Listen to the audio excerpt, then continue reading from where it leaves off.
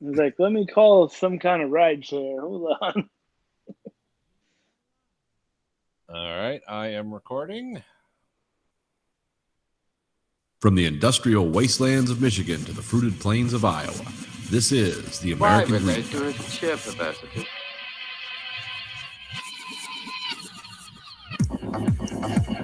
You are the dead. Remain exactly where you are. Make no move until you are ordered. We burn them to ashes and then burn the ashes. That's our official motto. Now we can see you. Clasp your hands behind your heads. Stand out in the middle of the room. Stand back to back. Who can explain the fascination of fire? What draws us to it, whether we're young or old? Here comes a candle to light you to bed. Here comes a chopper to chop off your head. And welcome to the American Greed Factory podcast. This is Nathan. And Matt. Oh, okay. Oh, yeah, I forgot he was getting his water. All right. Well, we have an exciting show for you tonight. I'll be back in a little bit. I'm going to turn this over to my brother so he can take the lead on this. Thank you. Thank you.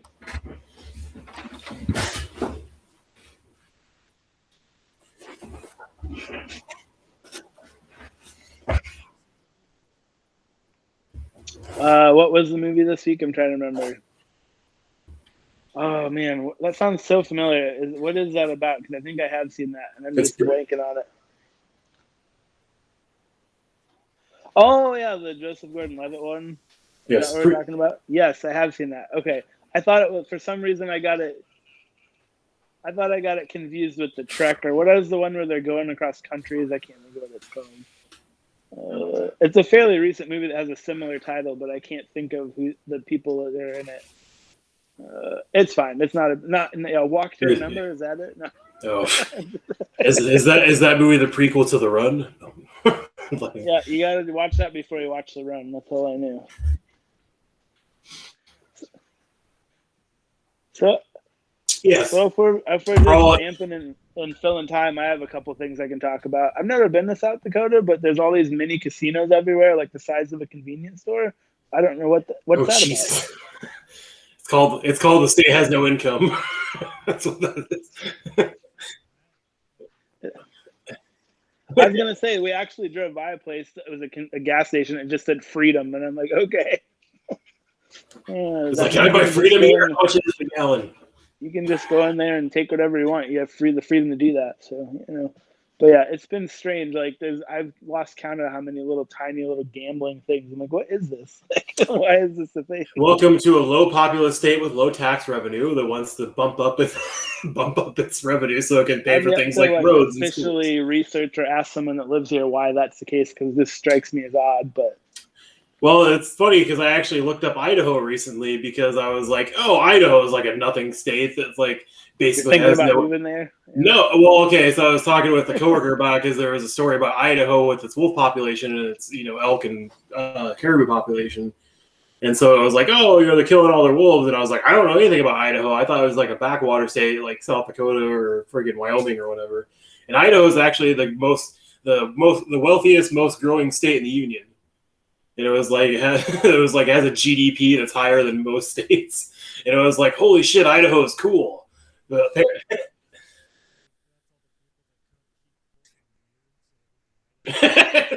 well, no, okay, so like the state population has grown like 25% in the last 6 years. So yeah, people are moving to Idaho, but it sounds like their main like tourism is like $1 billion a year, but like everything else is like lumber, cattle, natural resources and stuff like that, and farming and all this other stuff. And potatoes is not that much of it apparently. That's surprising. I mean, it's not nothing, but it's not as much as everything else. So that was the interesting part, because I was like, oh, I thought Idaho was like more like Iowa where nobody cared about it and it had no future.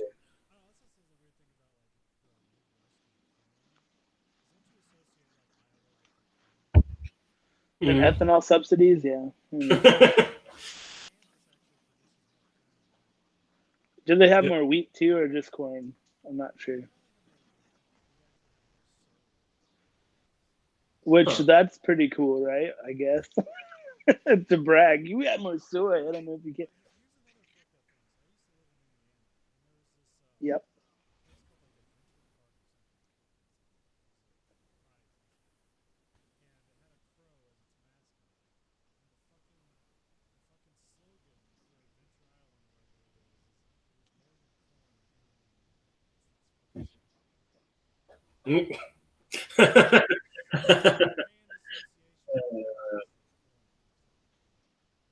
I found that We got corn. Sorry. not to interrupt, but I found the answer to why there's so many casinos everywhere. So in South Dakota, for some reason, it's allowable in convenience stores and gas stations to have slot machines and video poker machines to make up money they don't make in sales tax. So like everyone has them. So like a lot of times, if you go to the gas stations, they're not there for gas; they're there because they're playing video poker and like. Well, everyone in like, Iowa did the same thing. Like I don't know how many years ago now, where they're like, "Oh, we should try out video poker in all of our gas stations because we need the revenue." And I like don't know if we could do that anymore. I'm not sure. I know it's not legal anymore. We tried it out for a little bit, and it was a thing.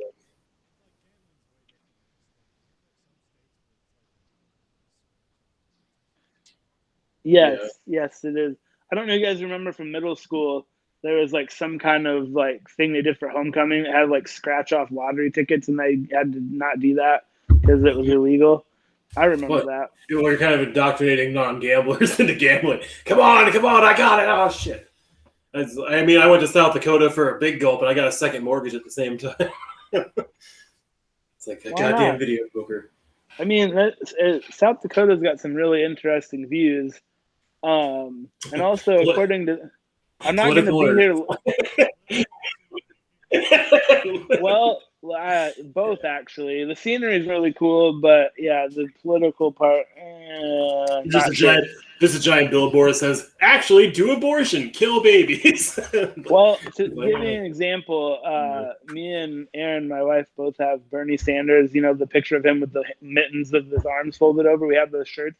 We wore those today just to see what happened. Got a lot of interesting looks. So I don't think they're big on Bernie Sanders at the very least. I think they just don't like him because he's wearing mittens. He's a pussy in their view. It's like, guy can't take the fucking cold hoser.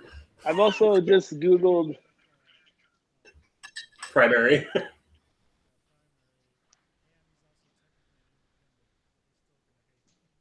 Yeah, he only ran as a Democrat because he couldn't run as an independent and have any shot at all. So, but I was just Googling because I also saw a lot of things to me that looked like dispensaries for cannabis, but that's not till July 1st that's happening. So I'm here too early. But, but yeah, so a lot of interesting combinations.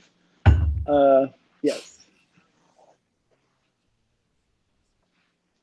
Oh, I've lost count of that. Yeah, I don't. There was one truck. Oh yeah. There was actually, and this is gonna sound bad, but sorry. There was like a homeless guy at the falls we were at, like the park, because there's like a park right next to these falls, and you can stand there and take pictures and like walk on some of the falls, right? And he was off in the corner, like mumbling to himself, holding a knife, and they're sitting around, and he's wearing a Trump shirt. And I was like, should I yell at this guy and say, Trump lost, get over it? But I didn't. I didn't do that because that would be probably not a good idea. Yeah, yeah, exactly. You sure he wasn't the casino attendant for the park? There wasn't any casinos there that. Yeah, but yeah, no, there's been a lot of Blue Lives Matter flags. There's one truck, like the whole back window is just all those stickers. I'm like, it's a little overboard. If you do too many of them, doesn't override your support for the police.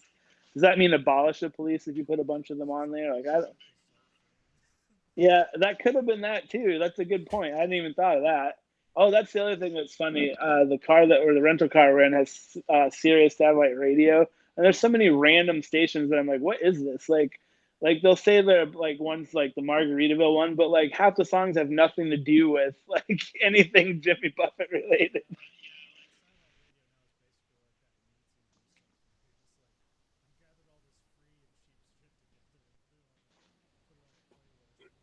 Yeah, that's what it seems like, an algorithm derived. Yeah, to like the 80s channel. I'm like, oh, that should be good. I think the first 5 songs that played, I'm like, I have no idea what this is. Like, I've never heard of this song.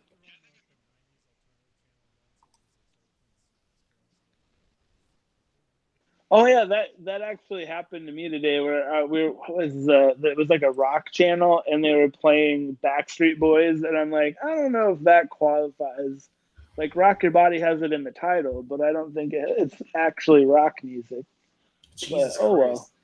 Hey, it's like you said all talking about all Blue Lives Matter stuff for South Dakota. The total officer population for South Dakota in the 2008 census was 1,600 officers in the state, more than 1 million people.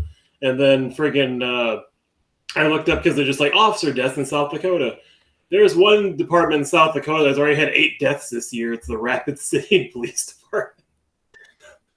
Jesus, like most of them are averaging 1 or maybe 2 at high. There's 8 deaths in a year in one department. I'll have to check that out when I'm there in a couple days. I'll be in Rapid City at some point. So because it's talking about like gunfire is the biggest killer, 25, or automobile crash at 8, and there's 4 heart attacks, 3 stabbings, 4 struck by vehicles, 1 accidental. What's the accident? There's already an automobile crash, drowned. 3 of them is drowned.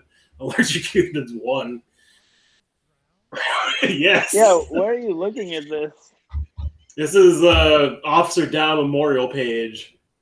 And this is credible? I mean, it's an actual website. I mean, I don't know about... Just because they have a URL doesn't mean it's credible, but yeah. No, I know. I'm just like... no, because I'm like looking at... I can make a website that... Yeah, I'm like, are you sure this is real? I don't know if I buy that, but maybe it is. Like, how would you have 3 drownings? That would have to be something very specific, I guess. But well, okay, so it's just...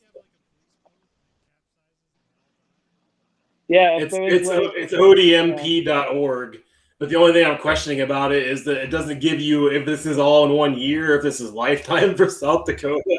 Like, it just says total deaths by month, total deaths by count, or like number of like, stabbed, heart attack, and then the police departments, how many fallen officers they have. But you click on that, it just takes you to a Google map of the police department, not anything else. So I backed out to Rapid City, South Dakota's police department page. There's a bunch of kids checking out police cruisers smiling. So it's nice to know the police are. Yeah. What you can't see is the police officer off camera going, kids, that's got a nice, comfortable back seat. I'll see you there in a couple of years. Okay, this must have been Lifetime or something. Because, like, literally, like, Rapid City goes to fallen officers. 2 officers died in 2011, but after that, it's like 2001, 1985, 1972, 1955, 1926. Well, the guy in 1926 looks like he lives in Russia. He's like a big bearskin hat. So here's the question for people. Conlon, you've been on the West Coast more than I have, probably, I'm guessing. And Andrew, how much have you been on the West Coast? 0. I haven't left the Midwest. 0. I don't think South Dakota counts as the West Coast, but it's like creeping more west. And I've noticed anytime I'm on the West Coast, which is I've only been to Oregon and Colorado and then California briefly. Like, that's the thing about the West Coast that I notice is like there's some really amazing scenery and there's some really cool parts. But if you get anywhere outside of downtown, it's very blighted. It's very like run down and dilapidated. I don't know if that's just my opinion, but there's some areas that are like, what is happening around here? Like Mad Max like related stuff, but maybe that's just big cities in general. But maybe it's just meth country at the same time. We've heard it existed. That's going to be on Thursday. We haven't got to that part of our trip yet, but we're going to. Yes. Are the kids going to try it for the first time? Yeah, I don't know about that part, but excuse me, we're going to. Yeah. Oh, not meth. Yeah. I'm tired. This will help you. Try it. Plus, you don't have to worry about going to the dentist anymore after a few years. Come on, it's even better. But yeah, I was just curious just because I've noticed, and I hadn't really thought about this since the last time I was in Denver, where it's kind of like, oh, this is really nice. And then this part you're like, I don't know.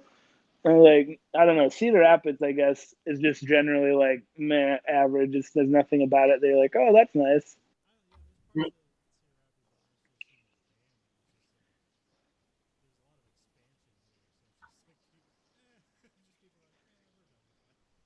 Yeah, like, and this neighborhood's dead. We're moving on to the next one.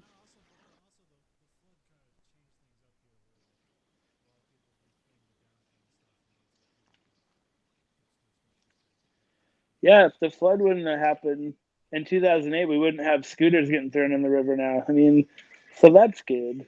How the hell does that work in Cedar Rapids, to be honest? Because are they solar powered? Because they're just abandoned everywhere. They're not solar powered; they're electric.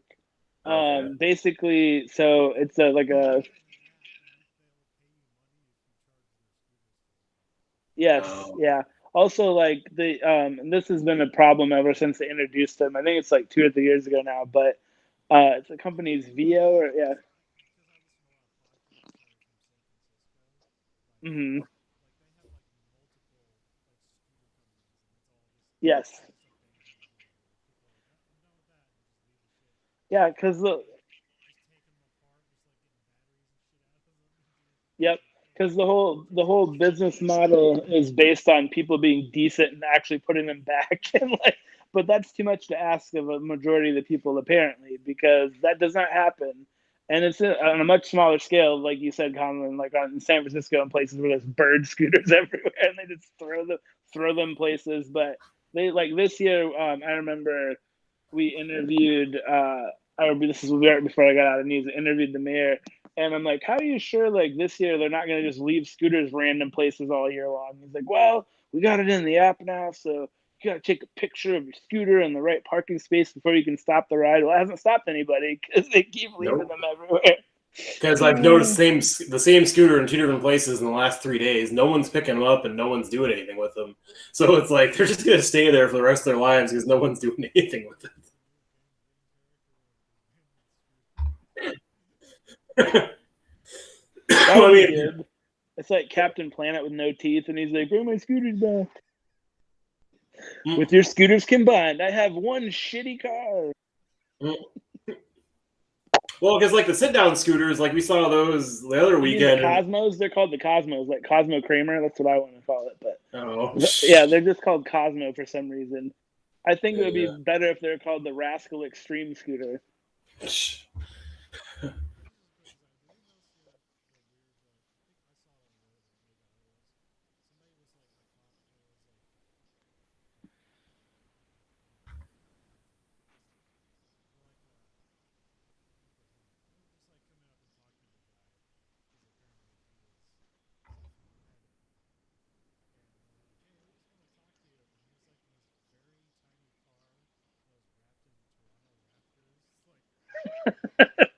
I haven't seen that, but that Oh sounds yeah, like the fucking little car. The guy's like driving off, and it's like, no, come back here. like one of those smart cars.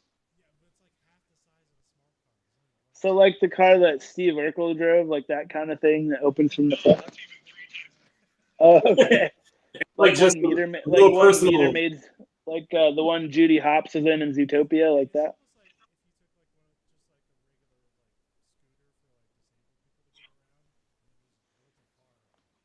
You're like, let's put a chassis on this son bitch. All right. Like, wow. Well,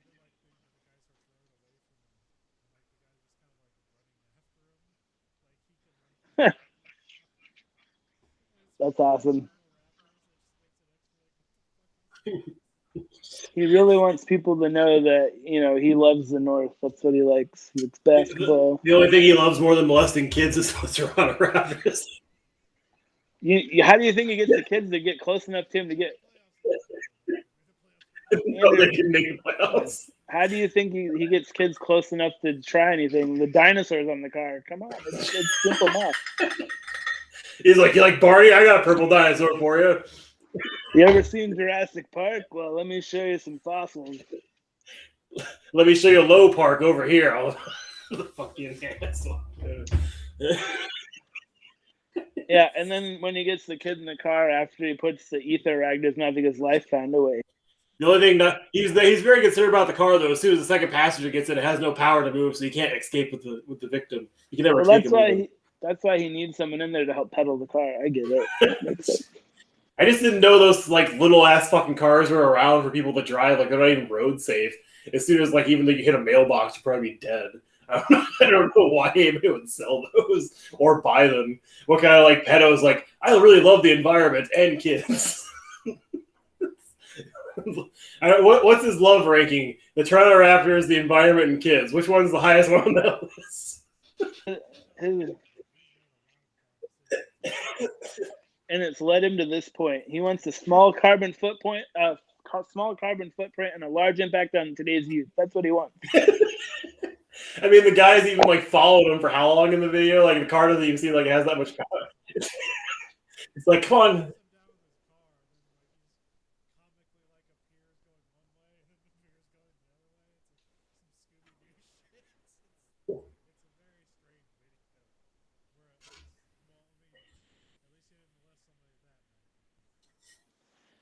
Well, you never know. It's hard to say. Can you molest yourself? He might have done that. Surely. I don't know how we got on this topic, but why not? You know? Oh, that's right.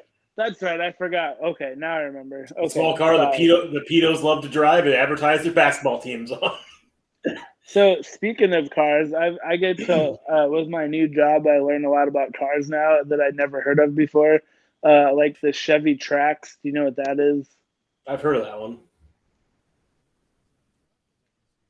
It's like a smaller SUV. I guess I never even knew it was a thing until yesterday when they're like, "Hey, go shoot a commercial. Just like take it around town and make it look good." I'm like, "Okay." And it was But he knows and, a piece of shit. Make it look good. I mean, it's fine. It's not like a bad one. I think the issue was, so like right now, like as you probably know, everybody, listening to this, and you guys know this probably, there's a big shortage of cars to buy right now because of the chip problem and everything. And so out of all the cars where I work, their inventory, they have the most of these. And the reason they have the most of these, it's pretty nondescript. It's not that exciting. But the good thing about it is it's really cheap. You can get a brand new 2021 Chevy Trax for $17,000, and I was like, which is not bad. But yeah, so I drove it around a while and tried to make it look good. Not sure if it does, but whatever.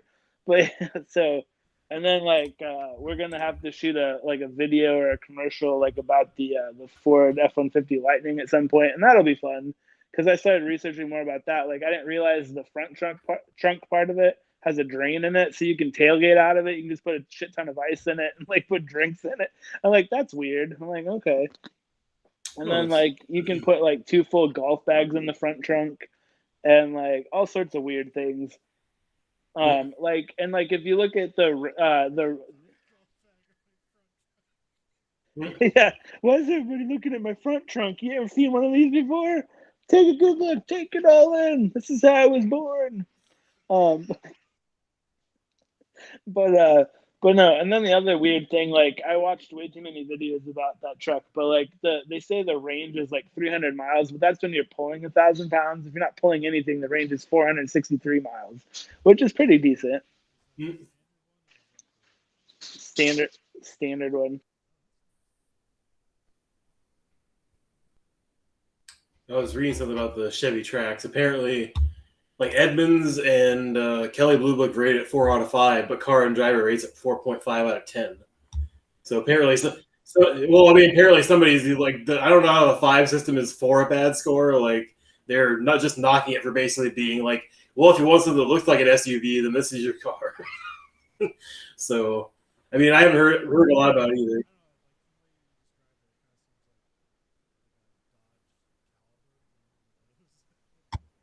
Oh, okay.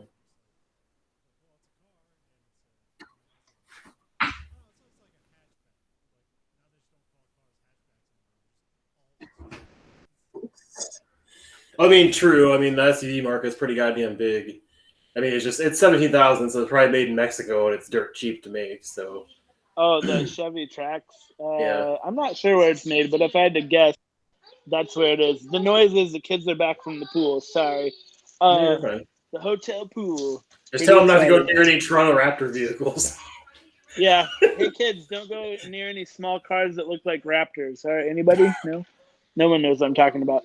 When we left the hotel before we went to the park tonight, we're like, is there any good sandwich places? And the lady's like, what about Capriati's? That's new.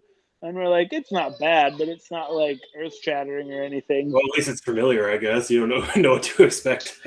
We were hoping there's a local place, but I guess they don't have any local places here. I don't know. We closed a lot of places. Oh, that thing. Yeah, that's right. It'd be funnier if you asked her that and she was like, "Do you mean slot machines?" Yeah, we have tons of loose slots right down the street. What do you guys think of the term hot vac summer? I think it's stupid. I think it's the stupidest goddamn thing they ever come up with. Because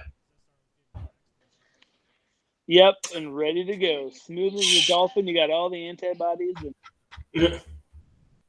When I saw that whole clip on Last Week Tonight about like just like a big mosh of like everybody going hot vac summer, and it's like, what the fuck, people? 24-hour news cycle is killing America. Yeah. Yeah, they're just beating the dead corpse with this.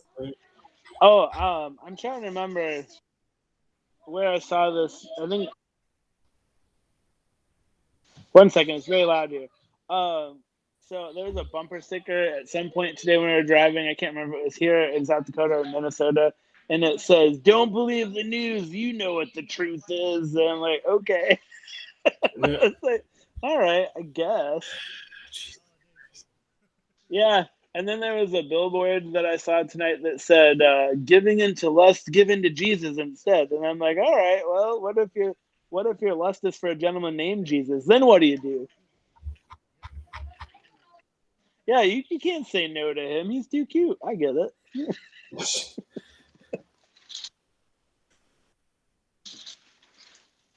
Andrew, what do you think? I think if I ever ran into a guy named Jesus that looked the part, like picture-wise, and had stigmata on his hands, I'd probably listen to what he had to say for 5 minutes. Yeah. Yeah, the idealize it. Just any Jesus with long hair and stigmata hands. I was thinking specifically John Turturro and the Big Lebowski. The Jesus. Nobody F's him. Yeah, that's what I was about to ask. Did anybody see the movie? Which one? Big Lebowski? No, the spinoff one, the Jesus one. Oh, what was that even called?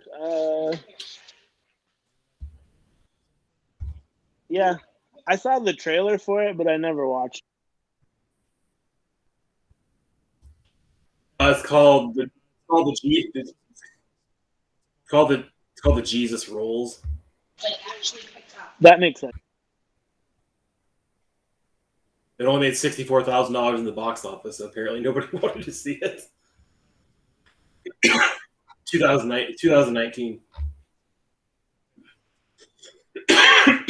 Yeah, IMDb gives it 2 out of 10 stars. Right. Oh yeah, John Turturro directed and wrote it. Well, I mean, I don't know how much, like, obviously The Big Lebowski is more of like a cult movie. Like, I don't know how well it did in actual theaters, but like at the same time, it's been a while since it's come out. I don't know if a spinoff was the greatest idea.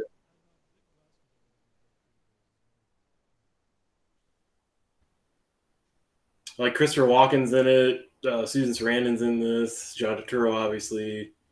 It's like it's got quite a few people in it that actually know what the hell they're doing as an actor. I don't know how they were directed, since I've never seen John Turturro direct anything before.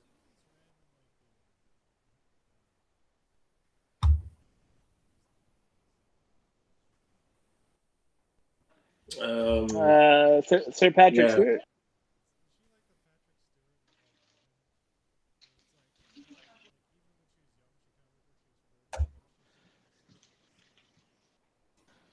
Are we talking about Judi Dench? Or are we talking? Susan Sarandon. Oh, Susan Sarandon. Yes, and didn't she? I heard that she opened up a ping pong like restaurant or bar or something. Sounds safer than a hatchet bar.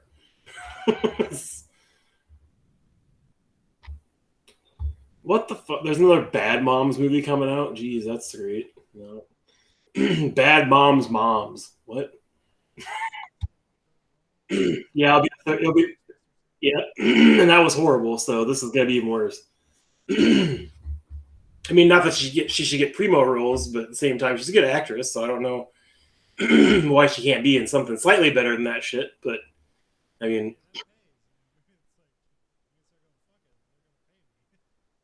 oh, I know. I mean, she's in 5 pre-production movies: Bad Mom, Butterfly and the Typewriter, Slipping Away, Tunnels, and Redbird Lane. And then Ride the Eagle, which I don't know what the hell any of those ones are. So yeah, something. But she's been in stuff since 1970.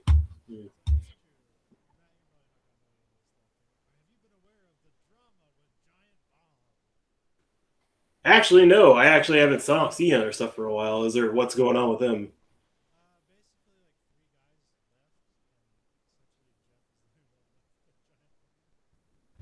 Oh, geez.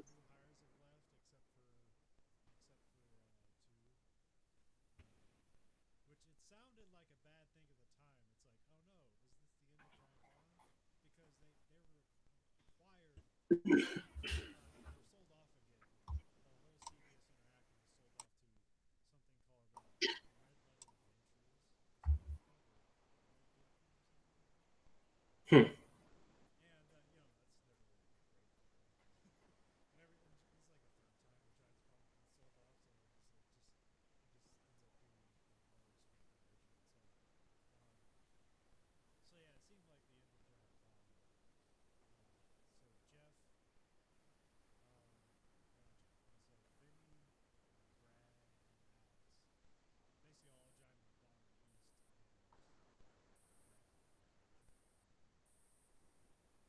They start their own thing, or they just go. Hmm.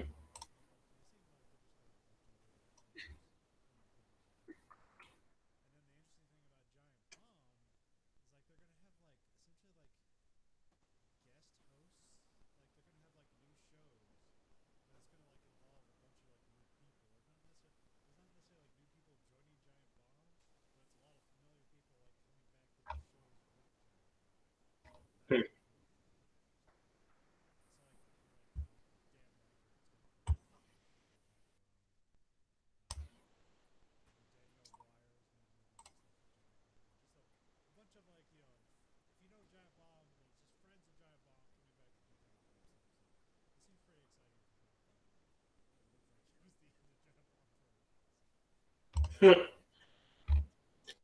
I'm looking at Nextlander right now, and it's like doesn't really, or at least on their Patreon page, doesn't really provide a lot of information besides what you get for your subscription because you can't even watch any videos without paying money. So, oh, okay. So I like their logo and everything, but at the same time, it's just $5 a month for the basic thing, and then 25 for the premium.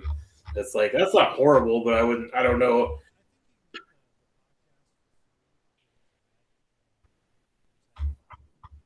Okay.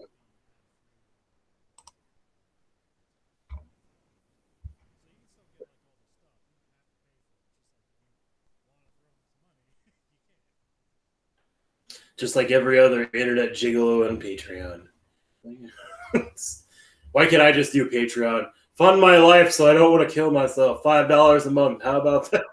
$2 a month. Please, I beg you. Just put it in my mouth. $2. Like, whatever they want. $2 a month. I'll take whatever picture, video they want and send it to them for $2 a month. It's going to be extremely labor intensive. I'll lose my job because I don't have enough. I don't have enough time to devote to it. And plus, the social media outrage will make my job obsolete. But it's like, I'll live off of it. Come on.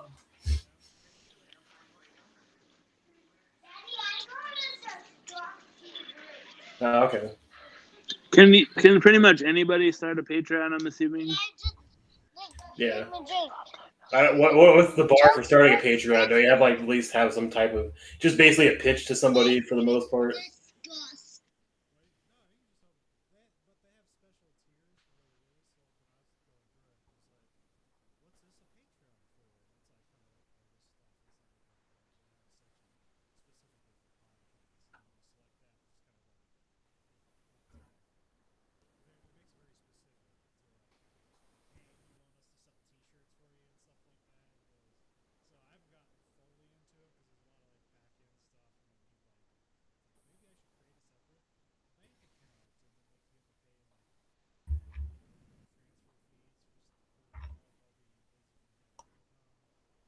Hmm.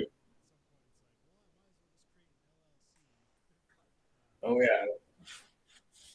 I mean, instead of bang out things, a good idea just because of tax implications. But yeah, at the same time, I don't know how much. I mean, especially with certain ideas and how people take off with it, who knows how much you could raise.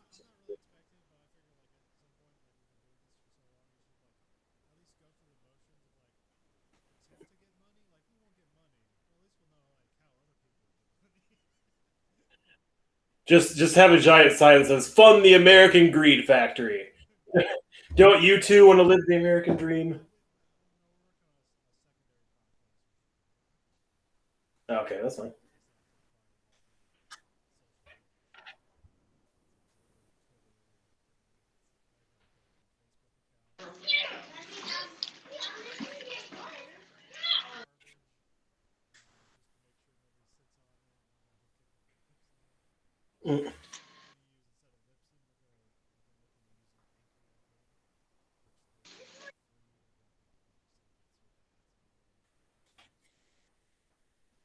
I could finally advertise for porn. I've always wanted to.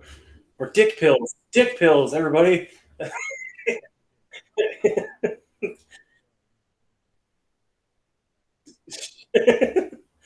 I mean, what else can I advertise? I've always wanted to be a slut. I mean, no, I mean marketing. Yeah, marketing. Yeah, that's what I meant.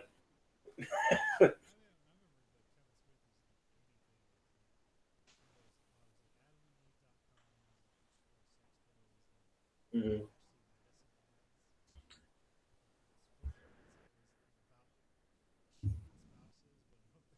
There's 90% men.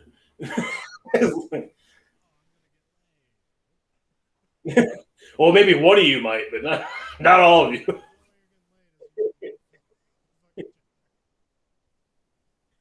I mean, I guess I don't see what the whole outrage is with the Adam and Eve thing. Like, I've been to their website; it's like the most tame adult web store like there is. There's like,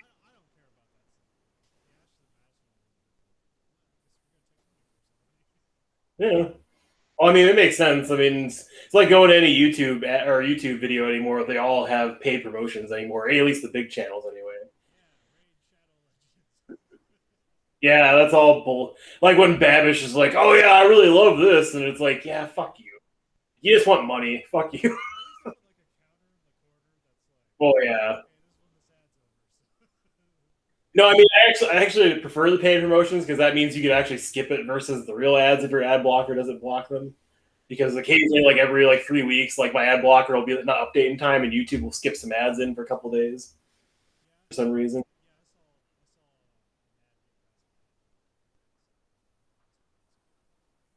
Yeah, I think they're changing up something or their algorithm of it or something to get because like every time now, like London, like for the first week, of like, oh, pause the video for 15 seconds. We want to try to force an ad down your throat, but we can't.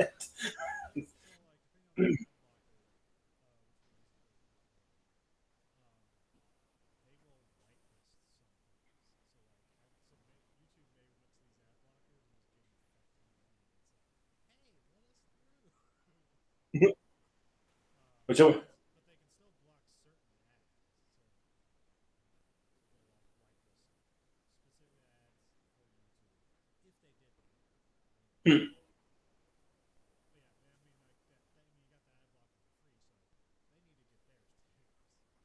I know. I mean, that's the other thing because I use you block and it seems to work pretty well for the most part. So I mean, it's just I never thought about that to be honest. I thought it was more like, hey, I'm just going to create this ad blocker and maintain it because I hate ads. That's my service to the community in the world. Because to be honest, some of the ads are up. I mean, all the ads are always up their own ass, but god damn, some are really special. Like the Pepsi Police Revolt one, or just all the other fucking ones where it's like, really, we're gonna change the world with your product? I find that hard to believe. I always like all the memes around the beginning of June where it was Pride Month, and the companies are like, we want your gay money. Like we're gonna pretend to be gay. We want your gay money. And then the tweet this month. There was a tweet that I found funny or whatever, just because the person was like, "I don't believe in Pride Month. You people don't deserve anything. You guys get everything or whatever." And I was like, "What the fuck is this person talking about?" And then the person was like, "Yeah, I love going everywhere and getting my gay discount." Or whatever it is. It's like, yeah, that should be a thing. I love to suck cock. Give me 10% off. Come on, it's okay.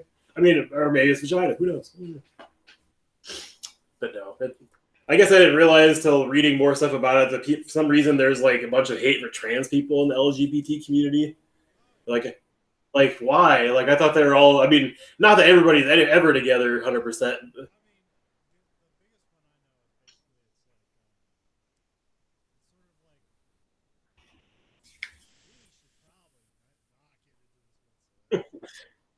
Oh, we're abandoning this podcast.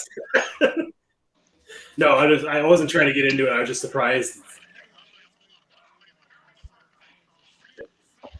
I think that would probably get you some views, but not the ones you want. Like, yeah. Just put it.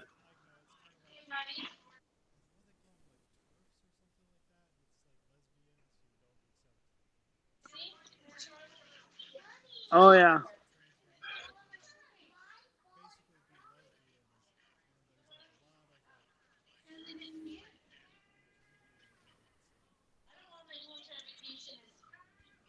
So you've heard from Andrew, yes. Yeah.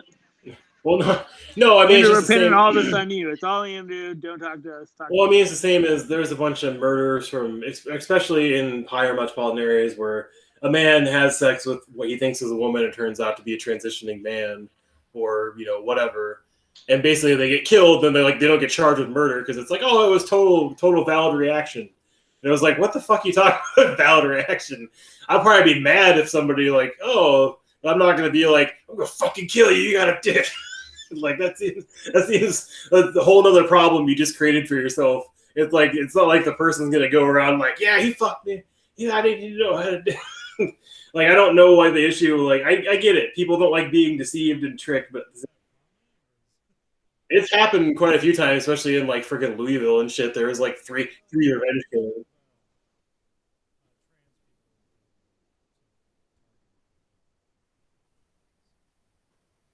Oh yeah, you got the.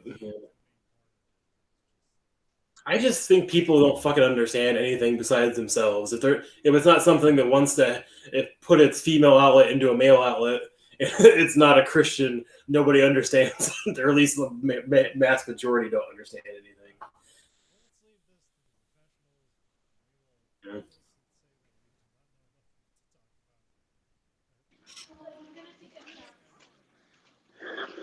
Me neither.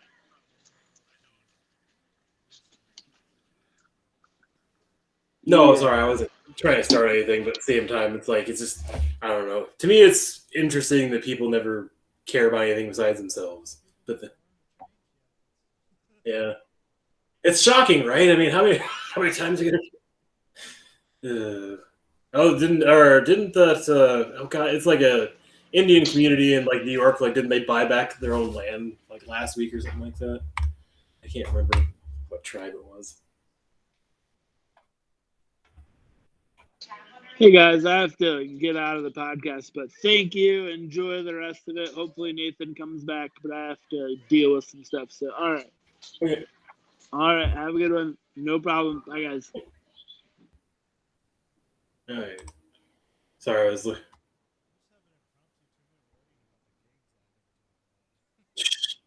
Yeah, you could do that because I mean, I kind of wanted to try and clear some of that stuff up because I know a lot of it's been building.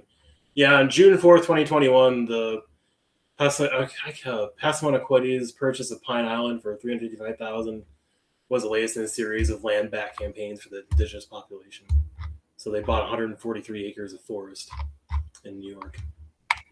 Because I know this is something I'd seen on Vox where they were talking about that because it's like a freeway goes through their territory, and so they were just like have billboards up and they have like a community center to talk to people about it, and they were hoping to buy it back the land to get the freeway out and stuff like that.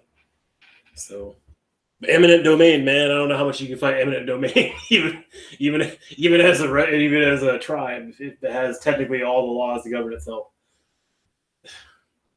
Okay, so I have to get to the list because I don't even know what's on there anymore.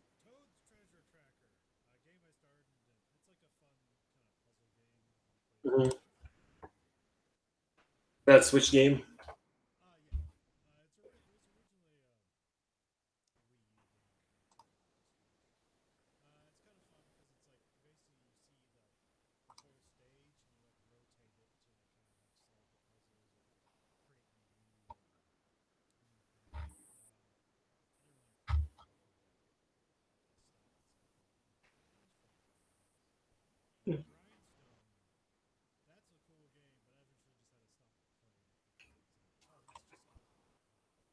Yeah.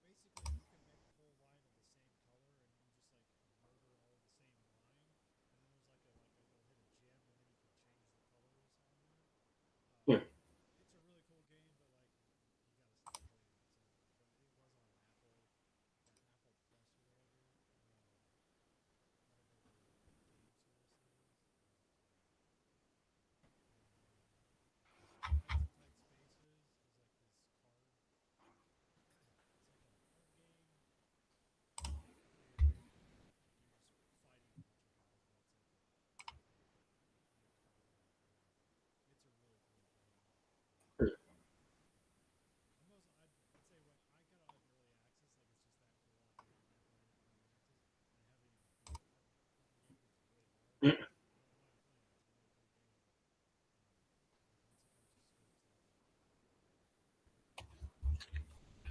Well, because I pre-ordered Mario Golf that'll be out in a couple weeks to play, and I was looking forward to the new Turtles game that comes out on the Switch at some point, probably next year. And also, there's some Warhammer 40K games that come out on the Switch next year that seem kind of exciting.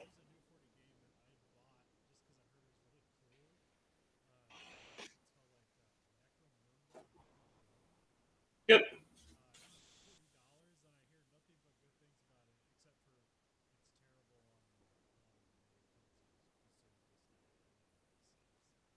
Okay, I didn't hear anything about the console part of it. I just knew it was available, but I figured it was probably shit considering PC runs it and it still has a bunch of problems. So it's yeah.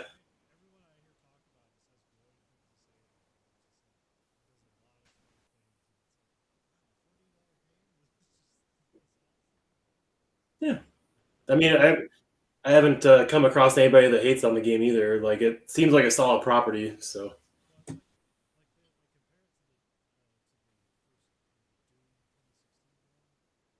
yeah.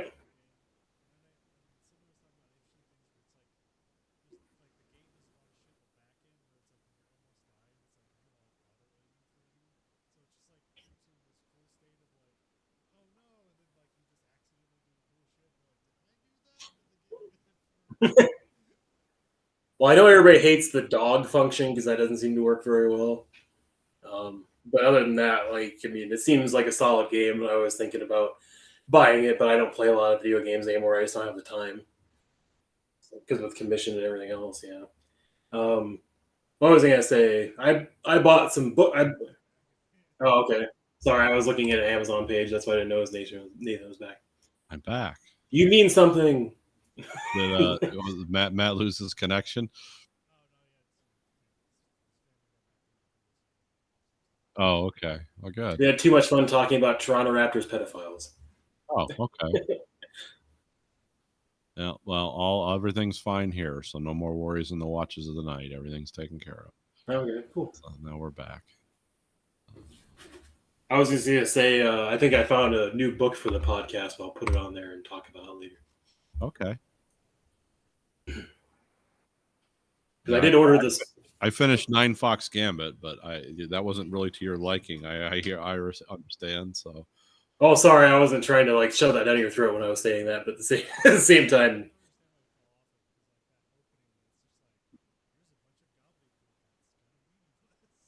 Yeah. Yeah, because I got 25 pages in, and I'm like, I'm good. Yeah, it's a little. It was a little Dune-ish in its complexity, but it didn't roll you into it slowly either. It's just like, here we are. Well, it's like reading Lonesome Dove because I'm 530 pages in that 820 page book. Okay, I just picked up Lonesome Dove today, so yeah, I actually ordered The Streets of Laredo already because I'm almost done with that book, and I'm really looking forward to the next one. But yeah, it's been a really good book so far, and people keep recommending the movie, and it's like the book's way more graphic. I don't think that shit's gonna be in the movie. I don't think this capture, rape scene, torture thing is gonna be in the movie. Pretty sure. Yeah. Like don't think so. Yeah. But no, you guys should enjoy that book. It's been really good so far. I got 36 hours, so. Oh, that's okay. Oh, that's right. I always get so lost in like I just read books that I never think about. Yeah, you guys listen to books, technically read. I mean, I think depending on who the people that did it, I guess I don't know how talented it is or how star-studded a cast. Well, that's a major book, so I'm sure they did a good job. Hopefully, we need to look up who the cast of the actual movie is now. Somebody are.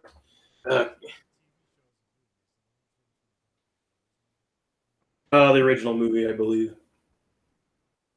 Somebody was telling me there was a prequel to Lonesome Dove, and I was like, okay. Like, I haven't even gotten done reading the original.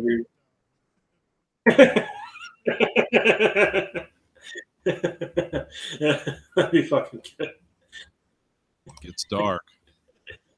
I thought Lonesome Dove was dark. And then you got the college edition Polygamy Dove. Robert Duvall, Tommy Lee Jones, Danny Glover, Diane Lane, Robert Ulrich, Frederick Forrest, D.B. Sweeney, Angelica Houston. Yeah, you got quite a few people in it. Steve Buscemi. Jesus Christ, what the hell isn't he in? It's been like 12. Yeah, good. Shh.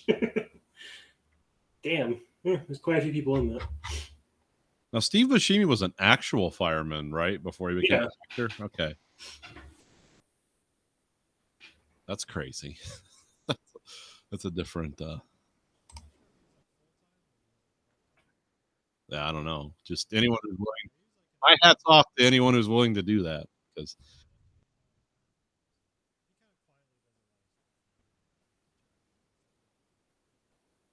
Yeah, I mean, that was a dangerous job before 9/11. That's a very dangerous job. I can't believe how many Lonesome Dove TV remakes. There's like 3 different Lonesome Dove TV miniseries or TV series.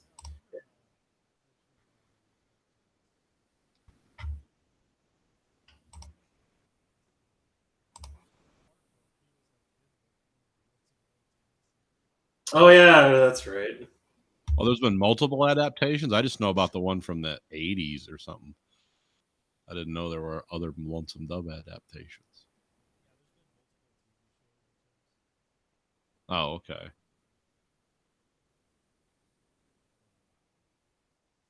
So did you want to talk about 9 Fox Gambit? Are you done with that yet, Conlon? Or... Oh, okay. I'm sorry. I lost track of time.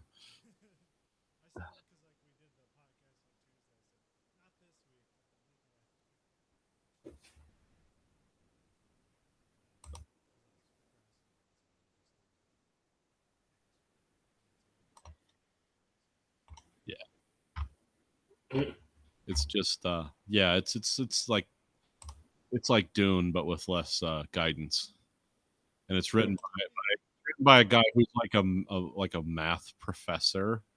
It's like, oh, okay, so I see what we're doing.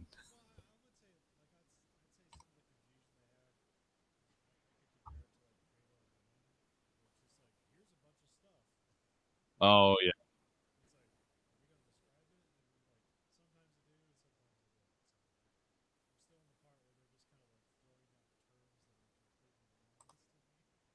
Mm.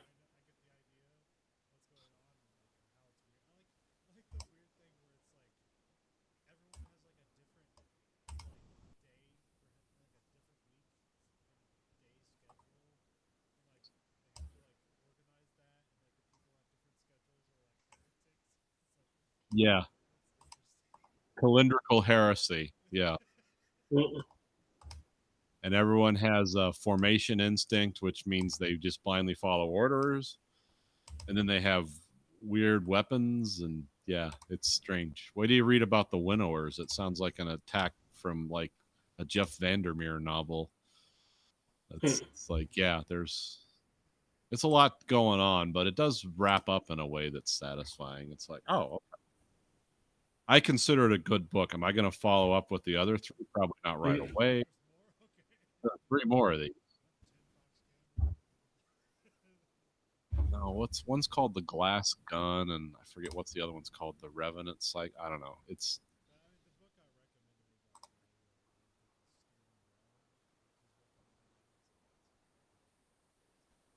Raven Stratagem and Revenant Gun Hmm. are the other two. Yeah, it's like I described earlier. It's Math War. They're fighting Math War, which is sort of interesting and a strange concept at the same time. And it's a lot of the references and concepts. It's like go look up Korean stuff. It's like, oh, okay, that's where this comes from.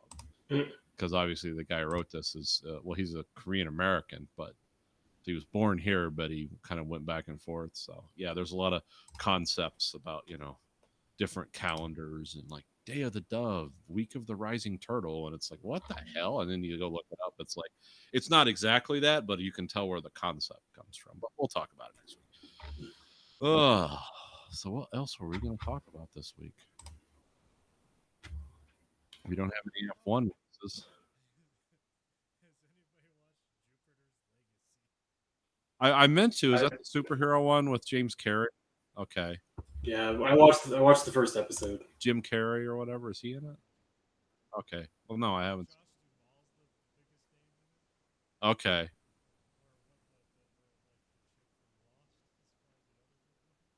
Okay. Like sorry. I don't think it's I mean, my wife's watched the first season, and I watched the first episode, and they're like, eh. That's the last season you're gonna get.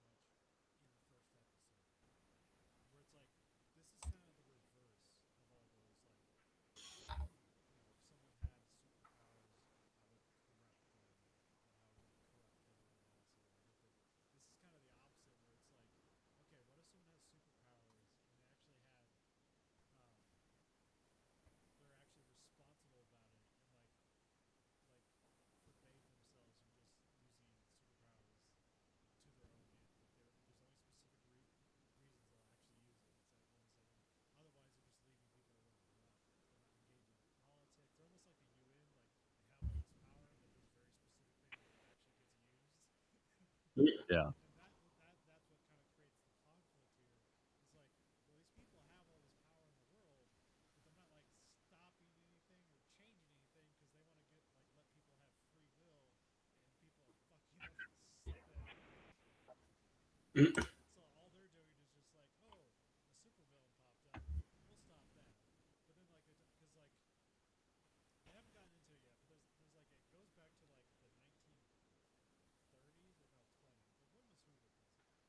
'20s, 30s, 20s, and 30s. Yeah, yeah.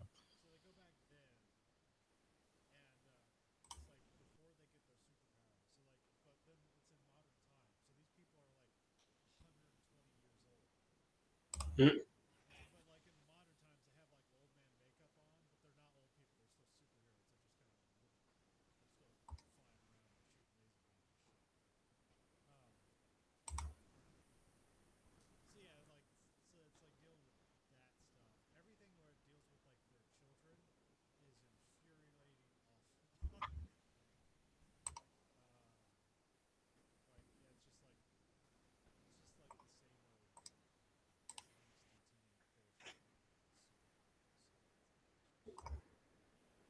So it's a good bad show. It's like, oh, I like this part of it. Oh, here comes the B roll. Okay, I don't like this so much. Yeah, okay, yeah.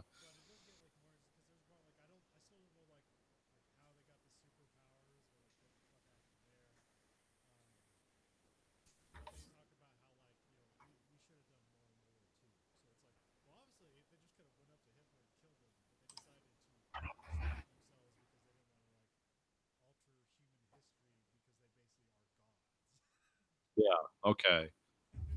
So they have that perspective. Okay.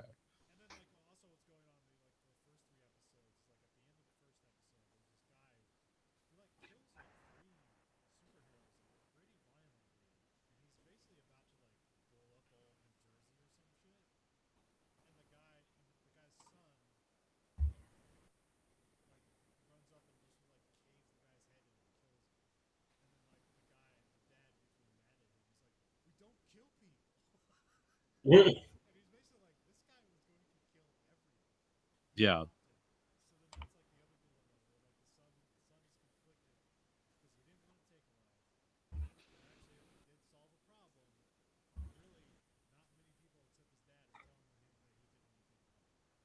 Yeah.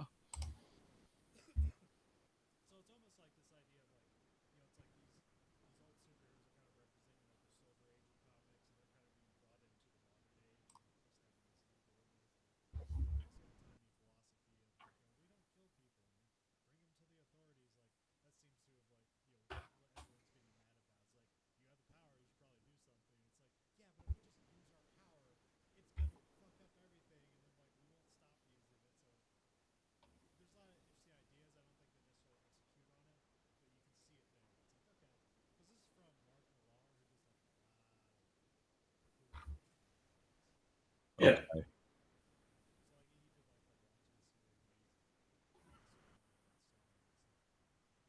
So Okay. so the comic's actually probably better, but the TV series is shit.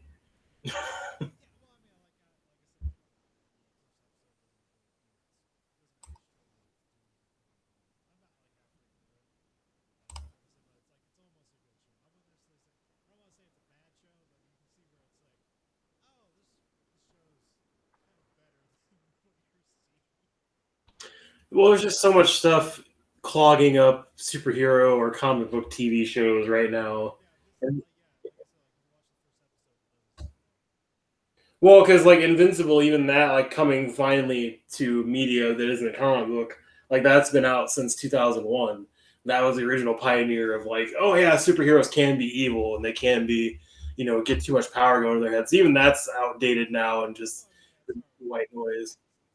Well, yeah, I mean, but at the same time, it's just like Watchmen, The Boys, which does a much better job of creating tense atmosphere than that show does. It has real consequences and real people, but it's like, why does Jupiter's Legacy matter? It doesn't matter at all. It's just a nice set piece for watching a bunch of people that are like 100 years old still be alive and look 60 and tell people what to do. It's not. It's basically just like if people that were baby boomers had superpowers and could live forever, telling everybody else what to do and not having anybody else's ideas heard. It's not exactly an original idea.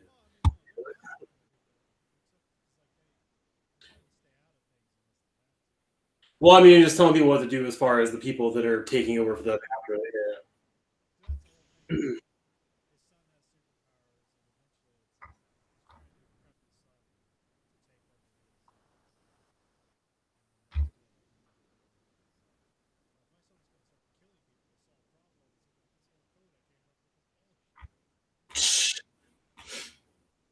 Well, I mean, technically, I mean, I believe in killing people to solve problems. I mean, why not? I mean, if somebody's just going to murder their way through a whole entire country and show no remorse, why keep them alive for any reason? It doesn't serve a purpose unless you're going to like find like a mine hunter it or something.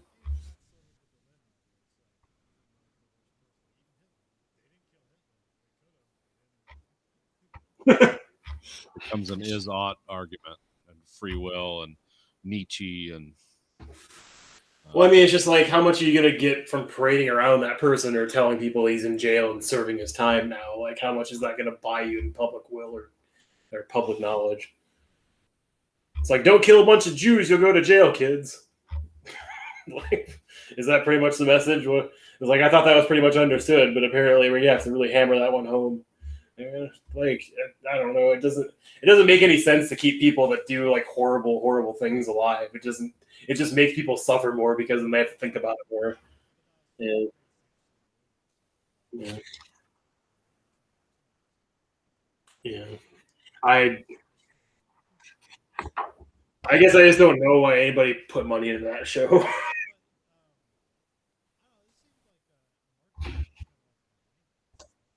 Oh.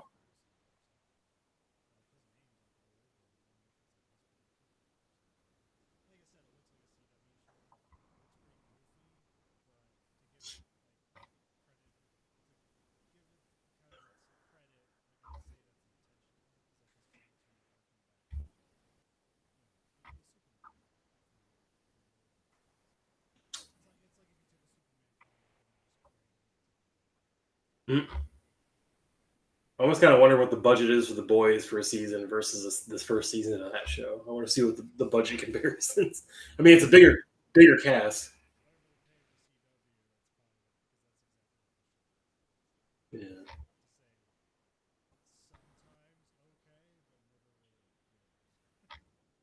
And that's why I just don't like. I mean, Arrow was a standout show for a couple seasons. There's, yeah.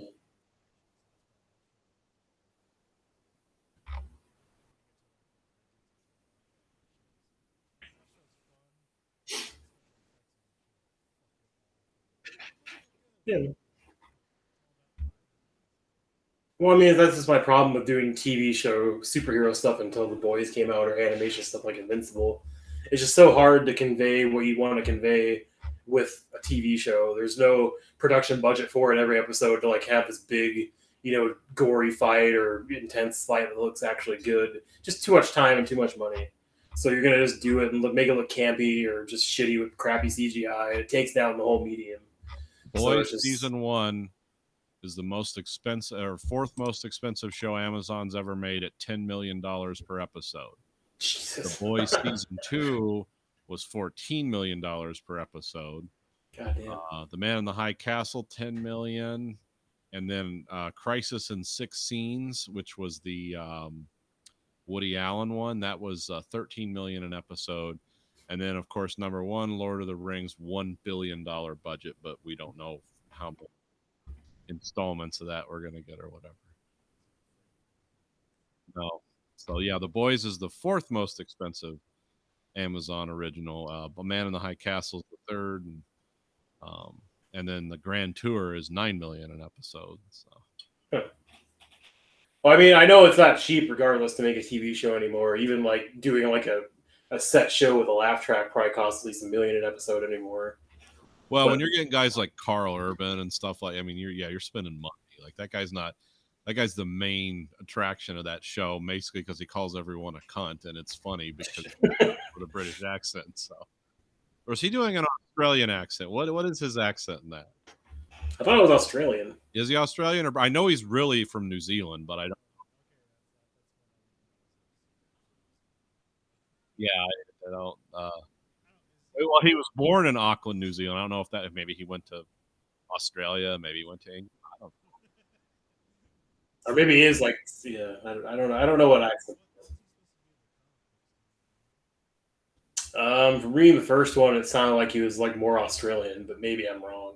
He might have actually been British. I have no idea anymore. I think he might have been British. I thought he sounded Australian, but yeah. I always think of him as Bones or Judge Dredd. Those are the two things I associate with Carl Urban. And even though I know I've done a lot of other sentences. Yeah, you guys should watch Pathfinder. That's on HBO, and it's good. It's just a good like action movie just for action's sake. Just a low budget Vikings versus Native Americans movie. No, there's no aliens. It's just like what movie is that? That sounds like a weird movie.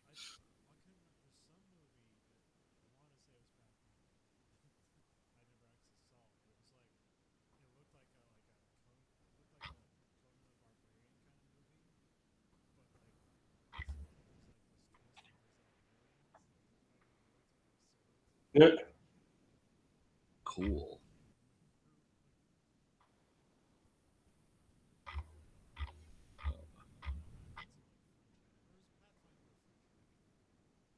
I didn't think so. Maybe I'm getting the title wrong here. Just a second. Yeah.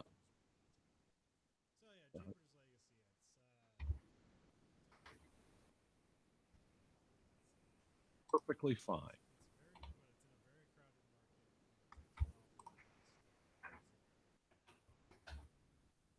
Yeah, Pathfinder is the one with Carl Urban. It's just basically a bunch of Indians with sticks and like stone axes trying to take on fully metal armored Vikings. It turns out like you would expect in a lot of degrees. It's just a good, like, it's almost reminds me of like the Ninth Warrior as far as like grittiness and just dark. Like it doesn't really have like any huge like story ambitions or anything, or like, oh, you got to see the acting in this. No, it's just like a cut and dry, like clean action movie. 13th Warrior, sorry, my bad. I thought it was Ninth Warrior, and I was like, no, that sounds wrong. No, it's 13th Warrior. 13th Warrior is right. Yeah. I'm just stupid. I couldn't add 4 more people to that for that reason.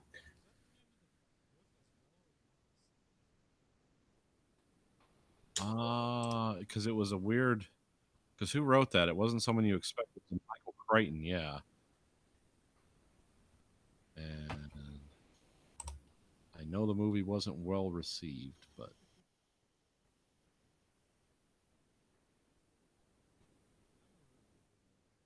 yeah, I liked it. But I liked the book too.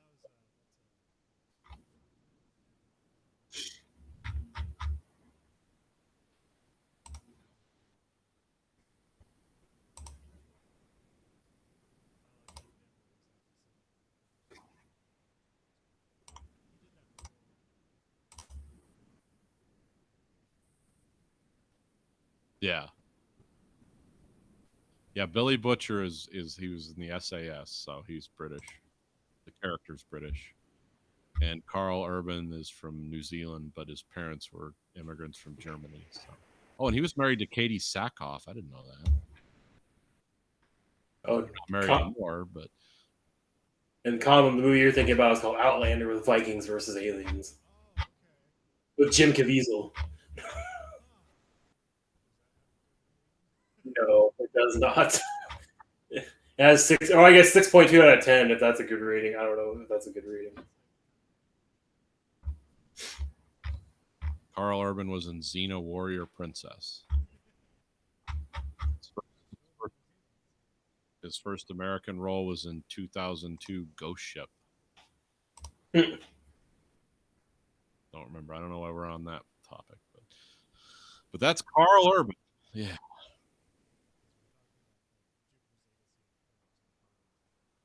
Oh, okay. Let's see. And the Tick cost $5 million an episode. Well, isn't that already over? Yeah. Okay. The Jack Ryan is $8 million. Sneaky Pete's $9 million. Never watched one of those. I don't know why. Oh, Goliath's really expensive. It's $10 million per episode, but it's only like 6 or 7 episodes. So. I could tell The Man in the High Castle was expensive. I was surprised that went on for 3 seasons because they really did a good job everything in that.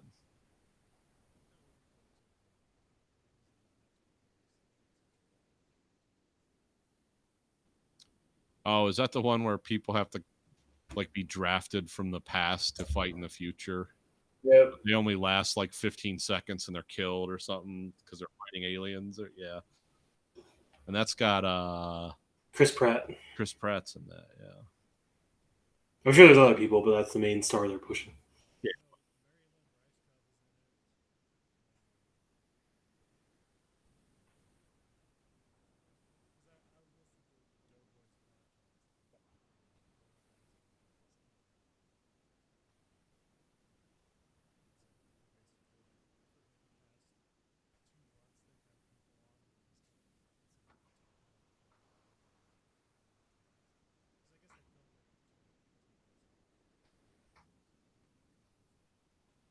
Yeah. Yeah.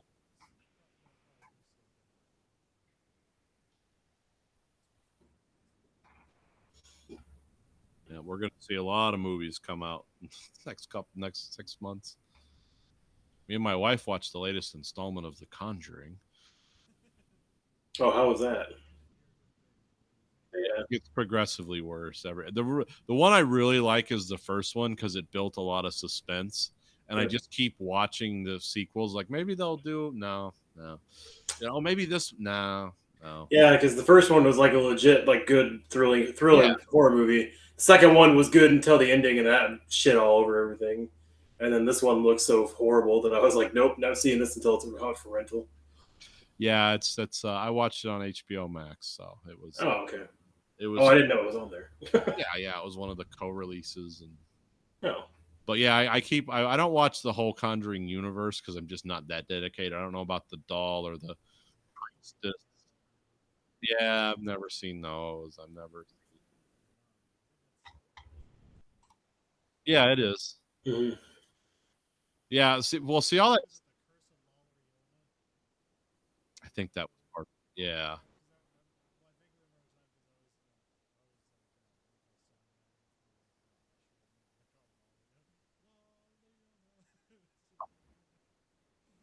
it's an upbeat song with this demon running around. Yeah. Yeah, I mean, all that stuff's like hokum. Like they always say, like this is based on real stories. It's like, oh, you mean the people that made up the Amityville story with the other guy? That's all real. But now it's become like this is a real story, and there's like a Conjuring universe now where all these stories exist concurrently, and it's so there's some kind of like overarching story. It's kind of like the Marvel universe, and so that's where Annabelle and all that stuff fits in somewhere. But I'm not that dead. I just like the Conjuring because I was like, oh, this is a cool like throwback horror movie, and I keep watching the next ones because, well, maybe they're not gonna do it. No, they're not. But that's it's hard to you only do that once or twice maybe. Um, that's why like the Star Wars movies I think got so strange, is because how many times can we tell the same fucking story? We got to throw something new in. And, okay, yeah. So they like those franchise type.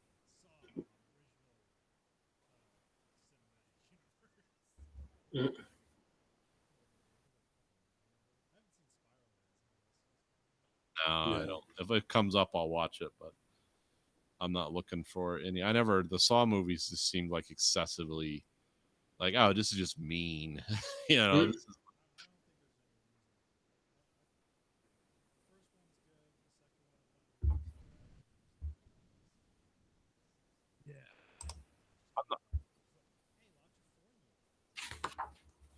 Well, I mean, it's just watching murder porn over and over again. I mean, that's yeah. really The all first solid. one was kind of like, oh, this is different, and then it's like Cube. It's like I like the horror movie Cube.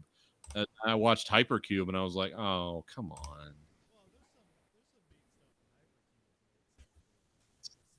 Yeah, it's not as interesting as Cube. I wanted to know, like, what the hell's going on? Oh, who has this kind? Yeah, yeah. It's like those Resident Evil movies. Like we're just gonna go Resident Evil Fourth Apocalypse. Like, huh? How many of these are we gonna have? But yeah, oh, yeah.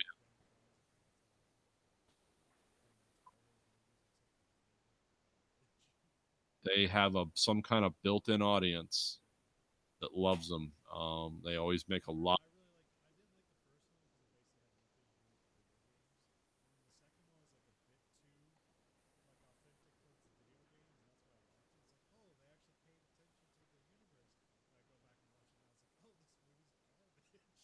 Yeah, yeah, yeah, yeah. There's some of them I like. I've probably seen most of them at one time. But yeah,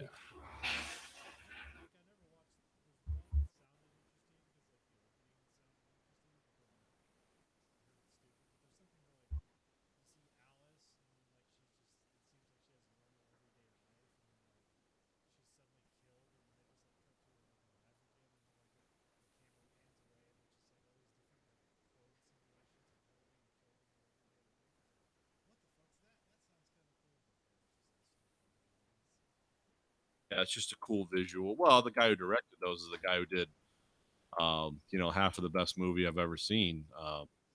Event Horizon. It's like, oh, yeah, this guy's great at visuals and like presenting ideas. Where's this going? And then it just fucking leaps off a arm swinging like we're not going anywhere. Okay, the most valuable movie franchises. Number 10 is the Conjuring universe. Let's see. Number 1 is the Marvel Cinematic Universe. Number 2, Bond. No, Star Wars is number 2. I'm sorry. Number 3 is James Bond. Batman, Harry Potter, which will never stop making money. Spider-Man, and then X-Men is somehow standalone now. And then Jurassic Park.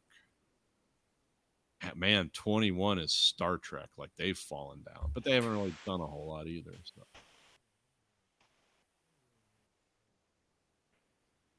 Yeah.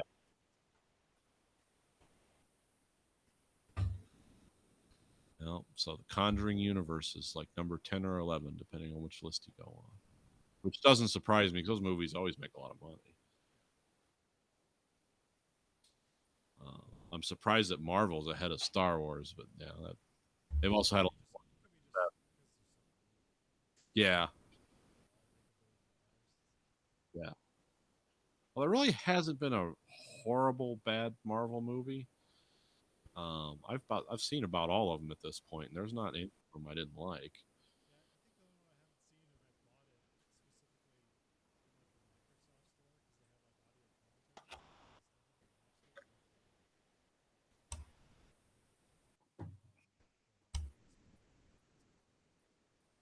Captain Marvel. That's a cool one. I like it more based on Samuel Jackson's performance than anything as kind of a retro Samuel Jackson because it's like set in the 90s, I think. Yeah, so it's oh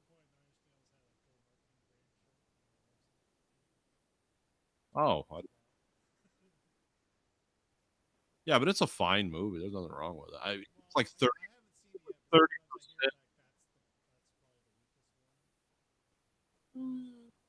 Maybe I don't know. I know I got a lot.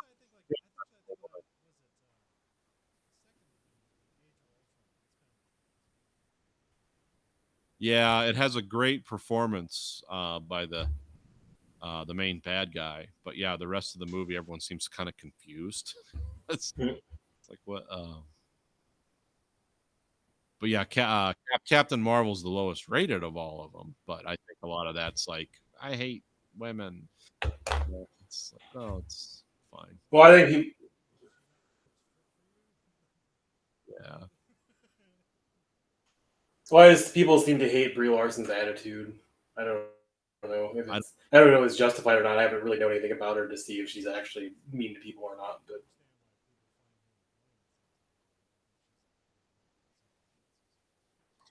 no, I just haven't seen a lot. I've only seen a couple interviews with her and stuff like that around that movie, so I have no idea how she is in real life or what her views really are. So I don't care.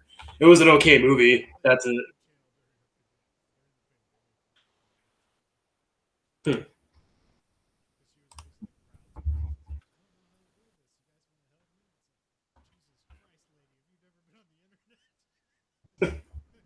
No. Charmed life. But yeah, I didn't know anything about her. I don't look into this. I don't look into movie stars beyond unless they're really interesting. It's like, oh, I was entertained. Good.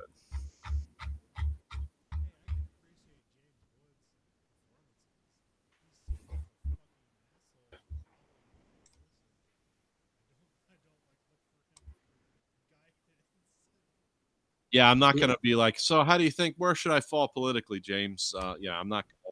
I'll ask him about like his performance in, Citizen Khan or something like that. But yeah, I'm not interested in like, yeah, you don't like the Clintons. I've heard about that. Good for you. We watched the movie.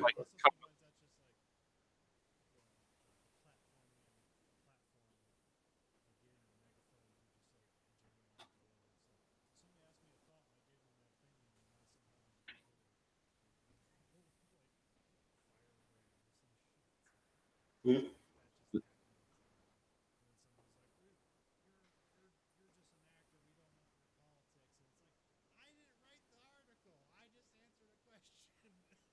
Mm. Yeah, no, James Woods is a hardcore right winger. He is the ultimate. He's putting all his acting skills and all his tremendous, because I guess he's incredibly intelligent too. He's putting all that into being the best Twitter troll he can be. He's put the full force uh, of his acting is going towards that. And if he's not acting and he really believes that stuff, then I don't know. Maybe was he riding motorcycles with Gary Busey with no helmet? I don't know what led to that, but again, it doesn't matter. I like. Yep. I was gonna say we watched the movie this week. Nope. What year? Yeah. This Or are you was- talking about the year the movie was in? No. Oh no, movie was in seven. Yeah. Yeah. Oh, okay. 2015. No, and this was part of a series of movies. Yeah, it's called The Walk, but it was part of like a series of, because there was like a documentary that came out 6 months before this called Man on a Wire. Okay. Yeah. No. So this is about a guy in France, who's like he's like performing on the streets in the 70s in France. His name Philippe Petit. Yeah, don't Philippe know. Petit. I don't know if I'm. Yeah, I don't speak French very well, so I'm saying that right. You didn't like his accent in this?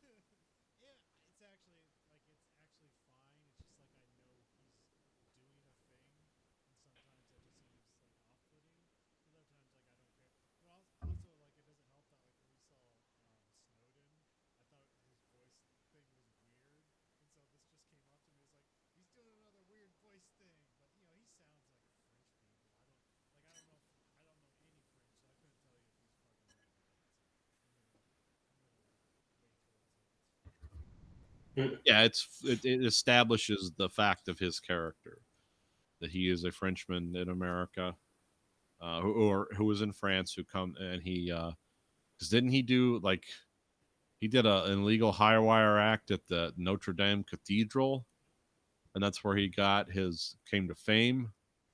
It's like, yeah, I'm going to do this, but without permission. This is pure performance art.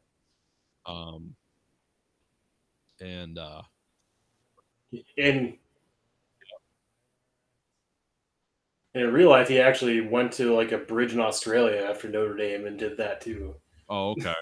So it's like, oh, okay, why wasn't that in the movie? That would have been better than a fake lake walk he never did. Well, I respect Joseph Gordon-Levitt because he went and for 8 weeks learned from this guy how to make it look how to walk on a wire. Yeah. Like I thought, well, that's like giving a lot to your performance, but that's what Joseph Gordon-Levitt does too. He does things like that. It's kind of his thing. Well, he said he drew inspiration from being in the observation tower of the World Trade Center a couple months before it went down, and then when they were filming the movie, he went back to walk across the plaza or whatever and see the distance between the towers and stuff for himself again. And they were always filming 12 feet off the ground, doing all the wire stuff between buildings. And on Wikipedia, it's at 8 days he trained, not 8 weeks. I don't know which one's correct. I would think 8 weeks would be more, because he said they trained with the Philippe for 8 days, and then after that he just practiced every day filming.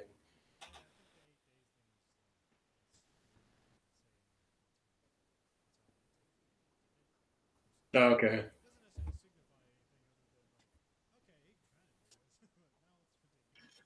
Oh, okay. I must have misread that or whatever. No, I mean, I think 8 weeks is probably more, because like the little montage.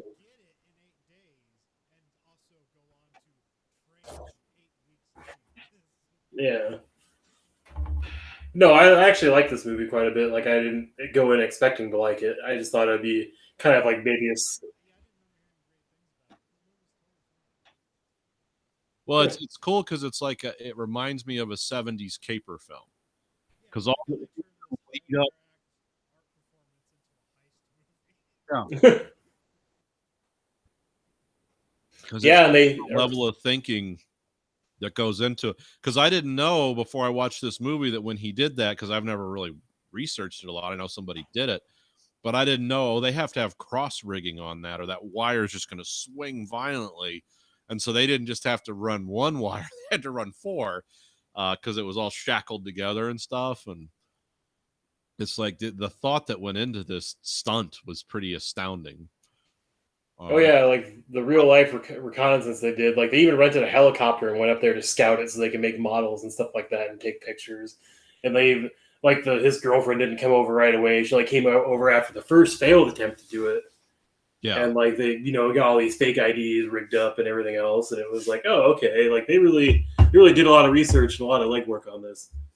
And it's also just like a sad cherry on top to realize the place they did this and what they did nowadays, because those places don't exist anymore. They would shoot you for trying to do shit like this now. They're like, what kind of terrorists are you? You know, it's because those buildings don't exist anymore, which is and it's weird to see them in this as much as you do. It's like, oh yeah.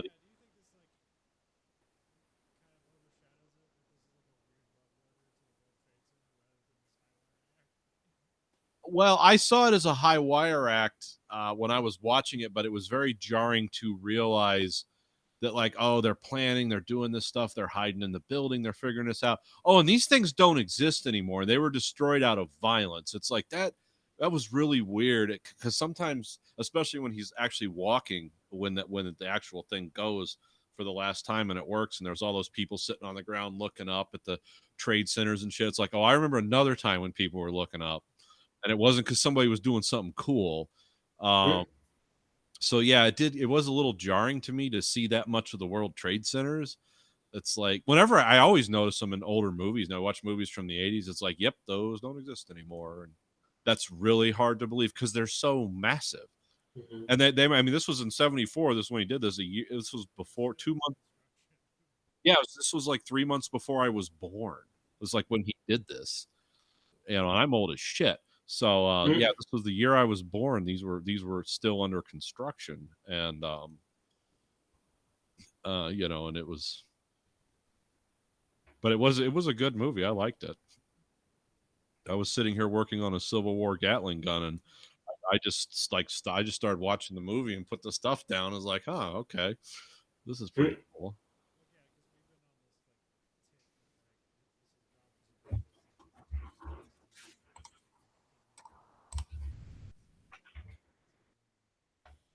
And the fact that I know all of this is computer generated, because again, they don't have actual physical things they can shoot at it.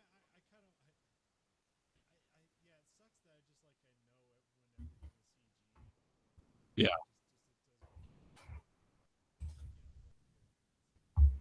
Well, they did a pretty good job, because if you look at, I watched some making of, and they had to reconstruct the mid 1970s skyline of New York, which does not look the same as it did even in the 80s or 90s before the trade tower attacks. So that, because there were buildings that were pretty tall in New York then that were taken down for other means in that time. You know, they actually deconstructed them. They didn't blow them up. But so yeah, they did for the fact that everything you saw, almost except when he's looking at the sky and laying down on the wire, is purely CG. It wasn't that bad, I didn't think. And this wasn't an effects driven movie. But yeah, well, you know, this is real, so. And it was. It was only a $45 million movie, which, you know, it's not a huge budget. It's respectable, but yeah, for the amount of work they had to do to make this look cool, I mean, it was.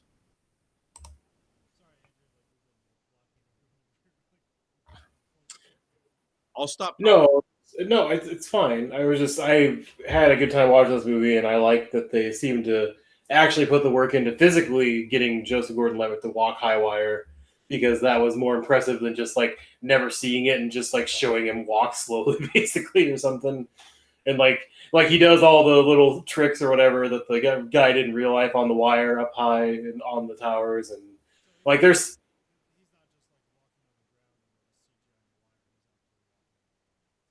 Yeah. Yeah. Yeah. And that was appreciated because I really like physical effects, and I wish people would do them more and put the effort into them because it looks so much better than CGI and shit all the time. Because the CGI in this movie does not look that good for only being 6 years old. Like it's pretty, the lighting's pretty bad on all the models, and it's like really, like I know he has a big love of animation movies with CGI, but he thought going into that he'd have more of an appreciation of making it look better to blend in with this real physical media.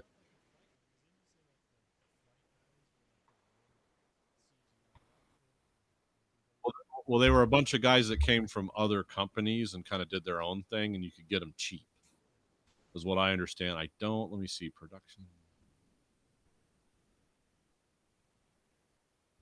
I don't know. I can't. I don't have that information right in front of me. Oh yeah, this movie bombed hard in the U.S. It only made 10 million in the U.S. and 61 million worldwide, so it barely made its money back. Really? Did that bad?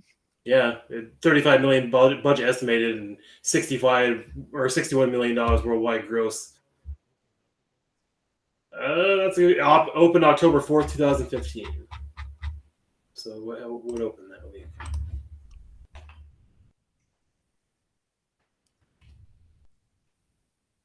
Well, I think there was kind of a saturation of this topic because it also oh, what was it? Yeah, it was a documentary, and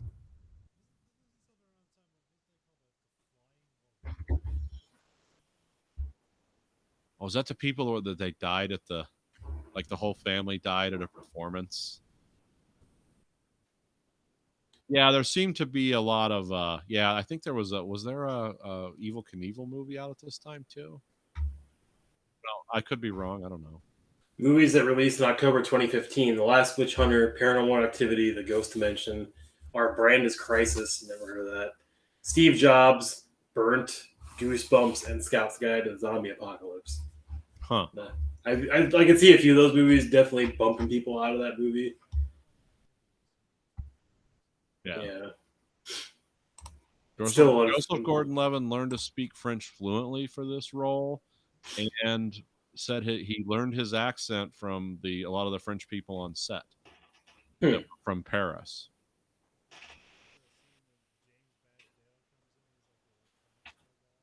Yep.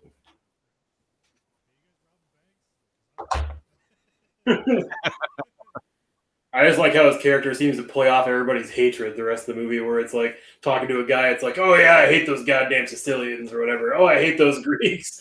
It's like that's how he bonds with people and gets them to give him shit. And I was like, that's weird, but also accurate.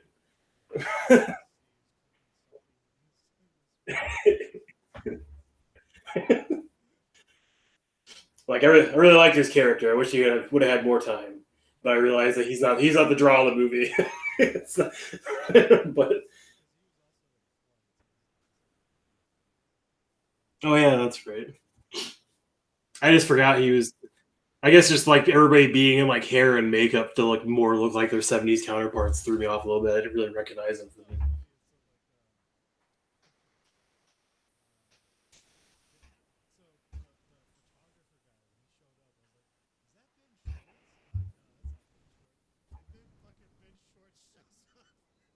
No,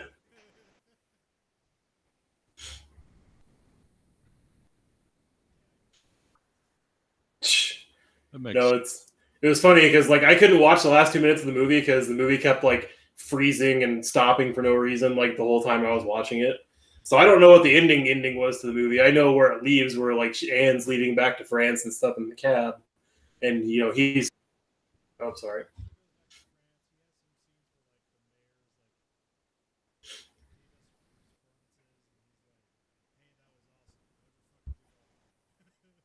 Yeah.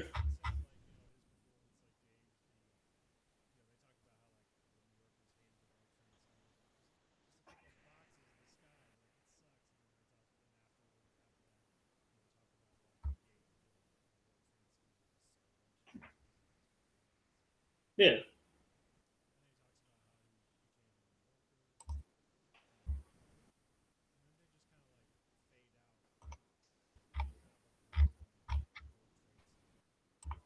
Oh, okay. When he got the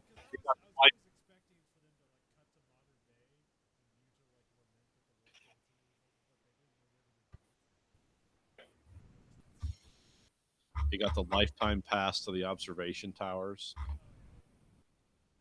So they didn't get prosecuted, I take it. Which Nope. again, He had to go to he had to go to Bellevue Hospital to get mentally examined. But Yeah. yeah, he got dropped after that. And I also found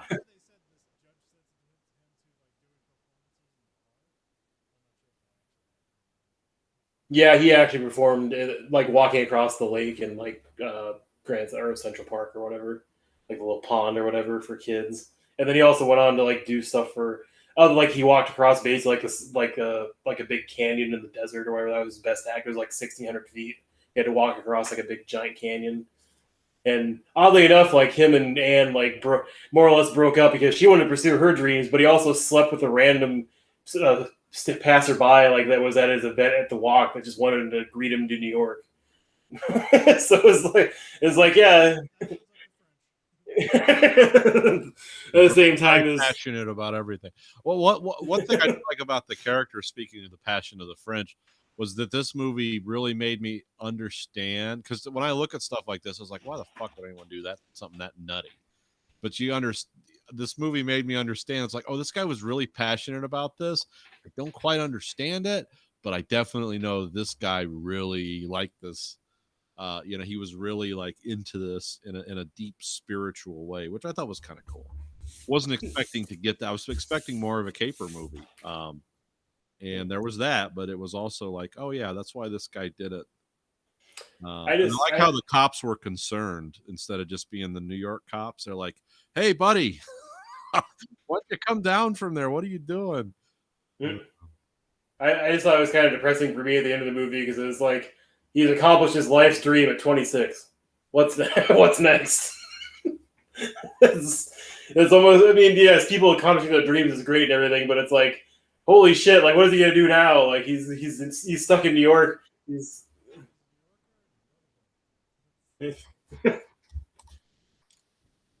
But no, it was a good movie. I mean, like I said, like 3 times already. But it's like, want to watch it again? Maybe. But I mean, probably just to see the last 2 minutes, I couldn't see.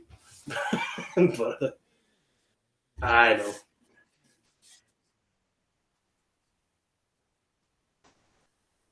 Yeah.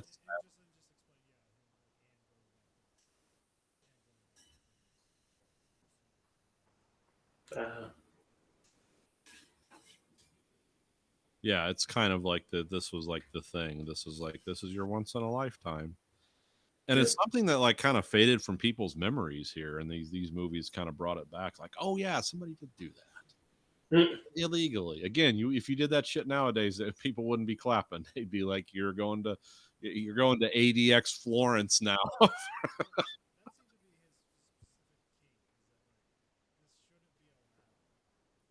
Yeah.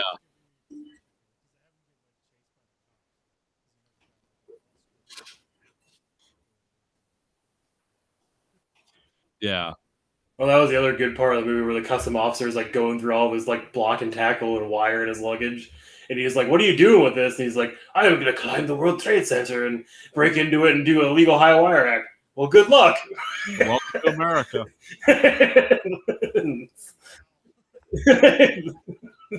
The most realistic and funny thing that would probably actually happen in real life. It's like all the C4 and guns in a suitcase. What are you going to do? I'm going to blow up the White House. Well, good luck with that, sir.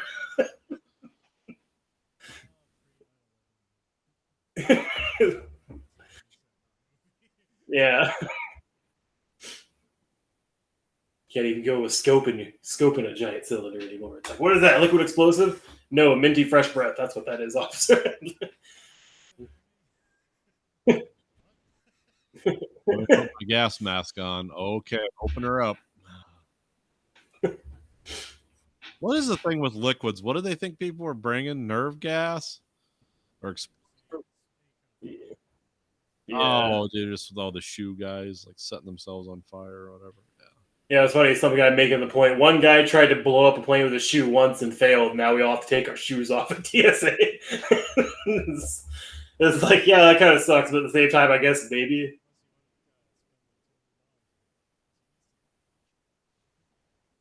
Yeah, Oh, like really? terrorist organizations haven't worked that one out. Hey, you got $200? We can make this happen. Yeah. Well, I mean, I guess I shouldn't have not concluded that money was always the fast pass in the United States. But at the same time, it's like, that's really sad. That you just get to, like, I pay extra money. I don't have to worry about anything ever. I can just submit my life history, but then also just become a terrorist afterwards and just basically do whatever I want. Well, it was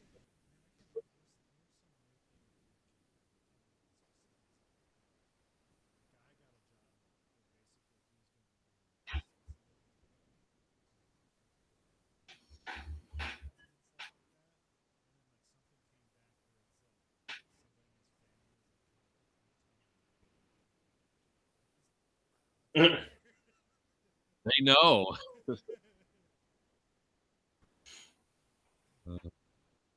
It'd be really weird. It's like my third cousin that I've never seen is a detective or Italian mob, and he's like, can't have this job. I want to see the FBI sit down and have that talk. Well, PFC, whoever, tell us about Uncle Vinny. Who? Yeah, you know. That's why you can't have a secure. Oh, I knew guys, a bunch of guys here that like guys that were born in America that were younger than me, but their names were like Hassan. You know, a bunch of the people from the Middle East here. They couldn't fly on a plane at all. They go to the airport and like, you're on the no-fly list. It's like, what? I'm from America. Not even from that part of the world. It's just have that name. Well, your name is the same as. And it's like, how many guys are named Muhammad in the world? Like 800 million. Like these guys literally had to go get lawyers so they get taken off that list so they could fly. And you know, and it's like, wow, that's weird. It's just because your name sounds similar. Yep. Oh, yeah. So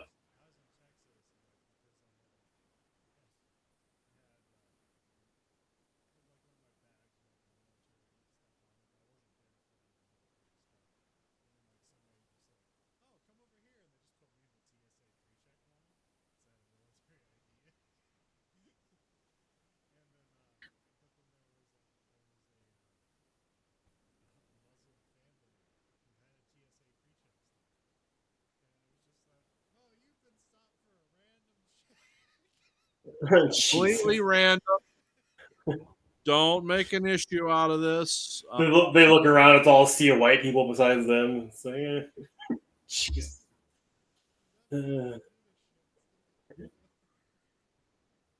Yeah, people had nothing to do with anything. Yeah. Wasn't the guy trying to blow up a plane with his shoe a white guy? I don't know. I thought it was. It's like, yeah, it was like Richard.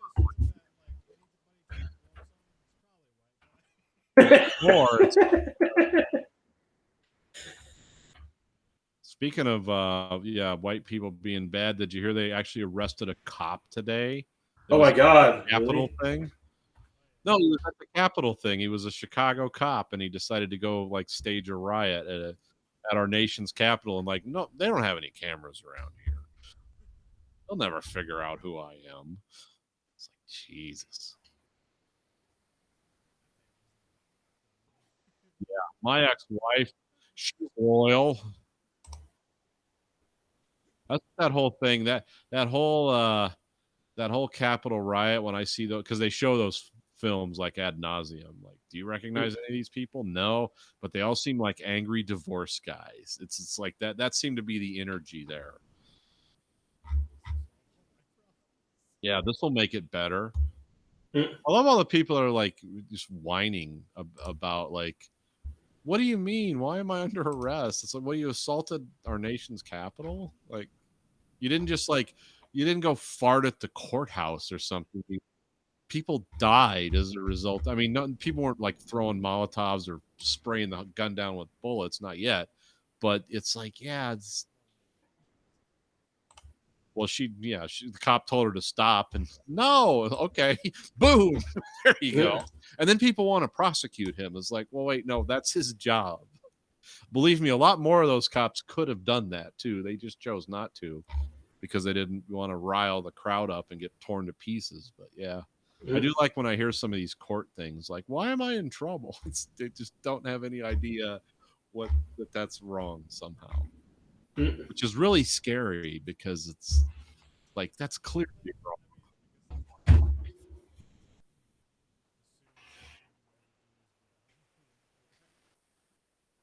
Do you ever look at, or sorry.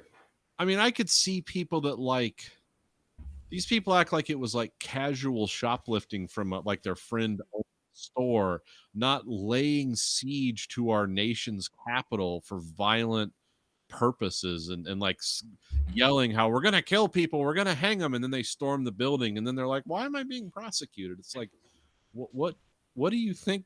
What do you think this was? I mean, again, it could have been a lot worse. I think this is a little hyperbolic, but I also don't think that like people understood, like, yeah, you go to prison for this for a long time. They don't take this lightly. This isn't like some argument about yelling fire in a crowded theater versus your freedom of speech. No, this was an assault on our government, and people were in session, like the vice president, the Speaker of the House, they were all there, and you people were doing this. And then they had to bring like troops and put up barricades for Biden to be inaugurated because nobody knew what the fuck was going to happen next. And then I hear all this shit about how this was organized on like social media and stuff. Like, was everyone just asleep at the switch? I mean, these people they don't seem to be clever, like they were using coded language. You know, they pretty much said what they were going to do. Well, like, I mean, that just speaks to Trump's influence on the DOJ, but also the law enforcement agencies at the time, because I mean, he just probably got all those reports and just said, just like everything else, like his people stamped it down and just like, no, that's fine, nothing's gonna happen. They're just blowing smoke, bullshit, because that's all that happens with that shit. I mean, I guess a lot of it is bullshit, but if I saw like 5,000 of them gathering near the courthouse, it's like, maybe we should get some more people. I don't know how it works, but to me, I always assume like our federal institutions are safe, but then somebody will fly use a kayak to float into the White House and walk around freely for an hour, and it's like, what? I thought if you looked at the White House too long, someone would come and talk to you. What are you doing out here? These people are walking in, waving knives around. Like, what the hell's going on? I mean, technically, nobody thought they'd break in by kayak, so they didn't cover that eventuality. Well, I mean, it's always something weird. Like someone flew an ultralight once because he was protesting taxes, and then someone just fucking climbed over the fence with a rope. Like probably he didn't move like Spider-Man. I imagine this took some time.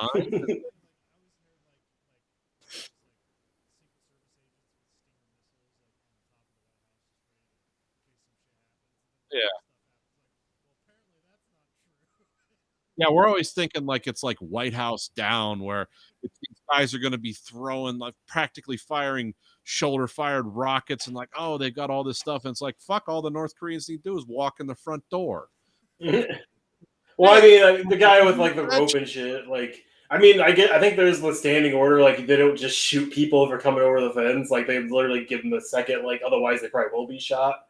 I mean, I don't know how far. Bad order. I mean, I'm sorry if that's like. If the president's there, it's like, oh no, shoot. If you tell them to stop, and if they keep walking around, it's like, no, it's time to die. You know, we're not fucking, because you don't know what people. No, I mean that should be. I could have a vial of cesium in his pocket or something. I mean, you just never know.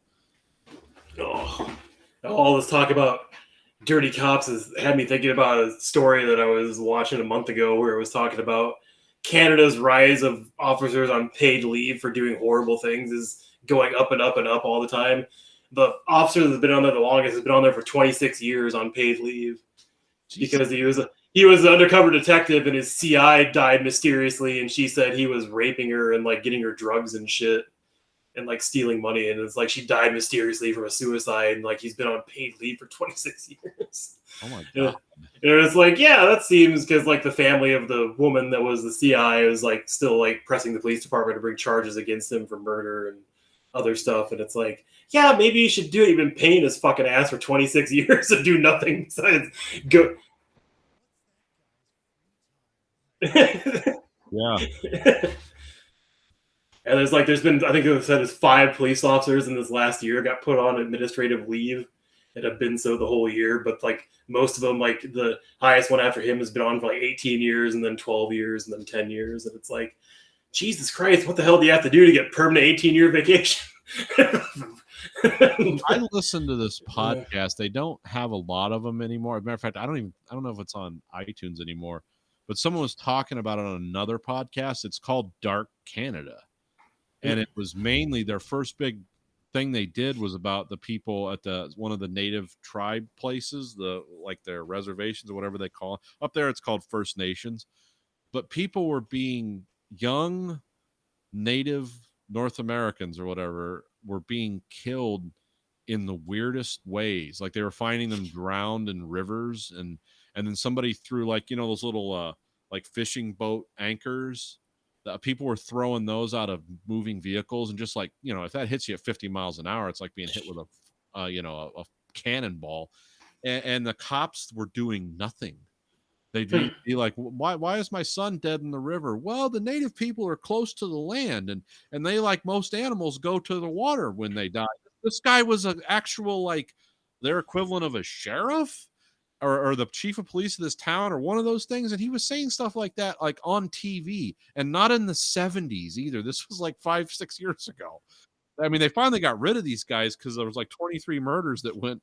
Essentially, they came and bagged up the body and like, well, that's a wrap, boys. Let's go get some coffee and donuts. And so this group that made this podcast and some other people, they started investigating. There's a lot of bad law enforcement in Canada. Like they haven't had as many serial killers as us, but if you look them up, like these guys have like one guy owned a hog farm and killed 28 prostitutes, and the police were always joking around. It's like, I bet you he's feeding those hookers to the hogs because the guy was a weirdo. Like he was like serial killer. Yeah, right there. Bob, come over here. We know you're a serial killer, but they wouldn't do anything about it. It turns out, guess what he was doing? Feeding all the dead hookers to the hogs. And they're like, oh, son of a bitch, we were right. What do you think of that? It's like, wait a minute.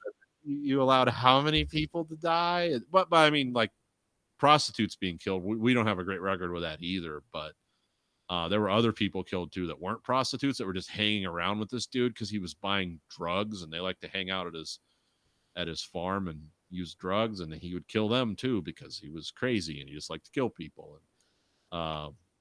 And then there was someone in Edmonton who was like doing like online gay hookup stuff, and like 5 guys went to meet this guy for a gay hookup, and this guy hated gay people, and he was a serial killer of gay people.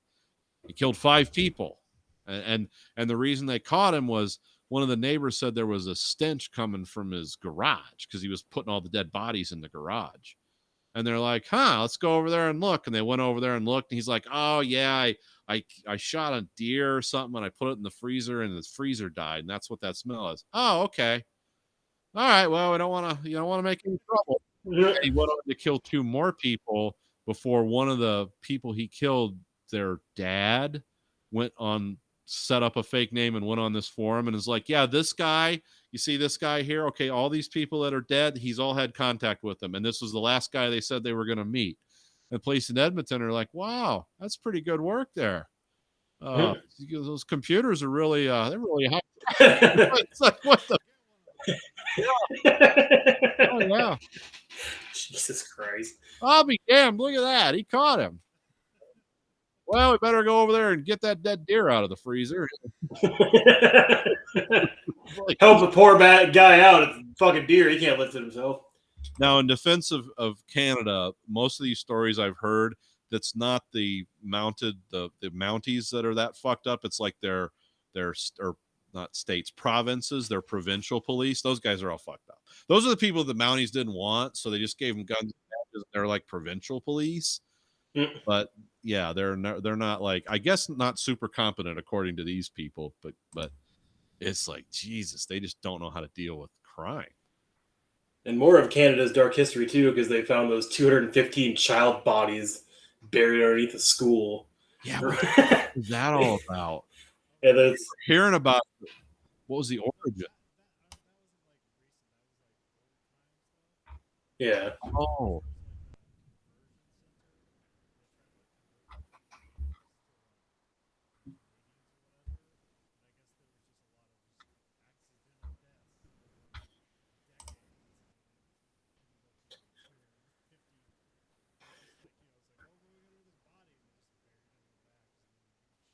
oh wow, that's so. This wasn't going on like 100 years ago, but like, No, like the place closed in the 70s.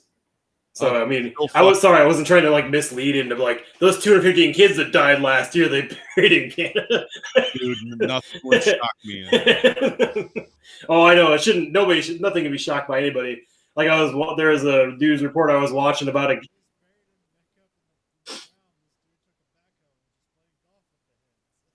Yeah, it's like if somebody told me that, I'd be like, yeah, well, that's the internet for you. Well, okay, so I was watching a Vice News thing about there's these small tribes in this one country in Africa where basically all the people in the nation believe that when a girl turns 12 or 13 years old, her right to being an adolescent now is having sex with a grown man and spending the night with him.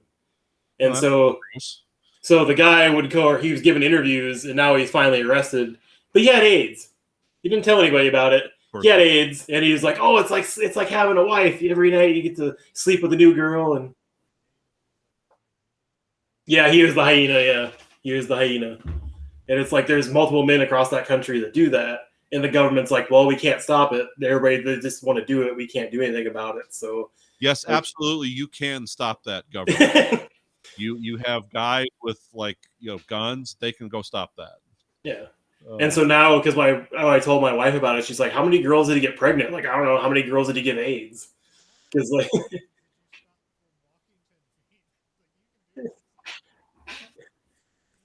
well, I mean, it's now he's in jail because he was arrested for lying about having AIDS or HIV or whatever. So it's like crime. Yeah. Not having sex with 12 or 14-year-old girls. Yeah, that's not the crime. Oh, Jesus Christ. Well, see, that's my new theory about religion. No matter where it starts or how legitimate it once was, it always ends up with a 12-year-old in a wedding dress. It's like that always seems to be where it goes. It's it's no matter how hard you try, there's always someone that's going to fuck that up.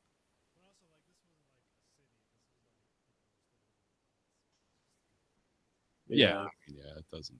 I mean, either way, though, it doesn't matter where it was going on. It's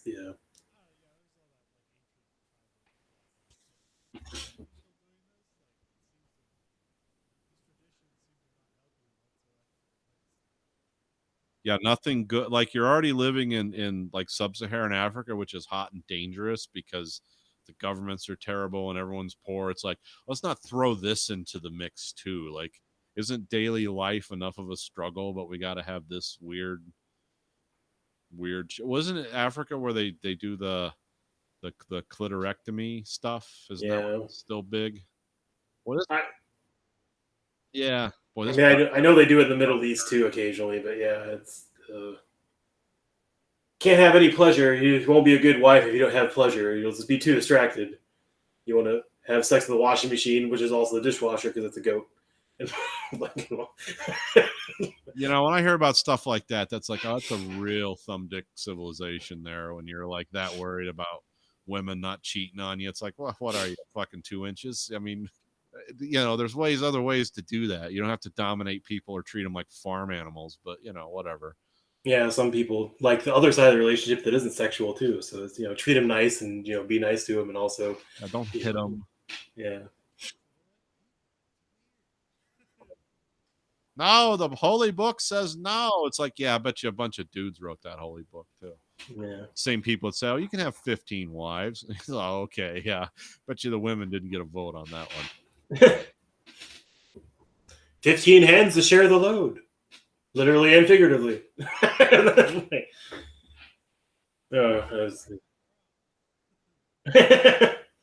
Well, I mean, that's the way they talk about children in Lonesome Dove all the time, which is historically accurate. So I'm not impeding them or anything. But it's like, have a kid. It's cheaper than a slave. it's like, wow, that's the view on having kids back then. Man, that's better. That's a better workforce than slavery. You can't beat that. You can't. Yeah. Don't have to feed them as much, and they're easier to bury.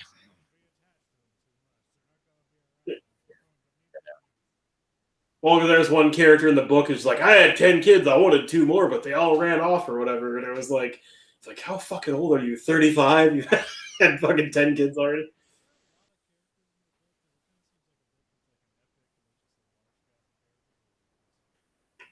As far as like the main cast you really follow, it's like 10 characters, and it get by deaths by like 500 pages. It gets whittled down to like 4. So I mean, it's like who you really care about following, like Cal, Gus, Jake Spoon, Lorena, July Johnson, and that's pretty much it by 530. So it's like 5 people.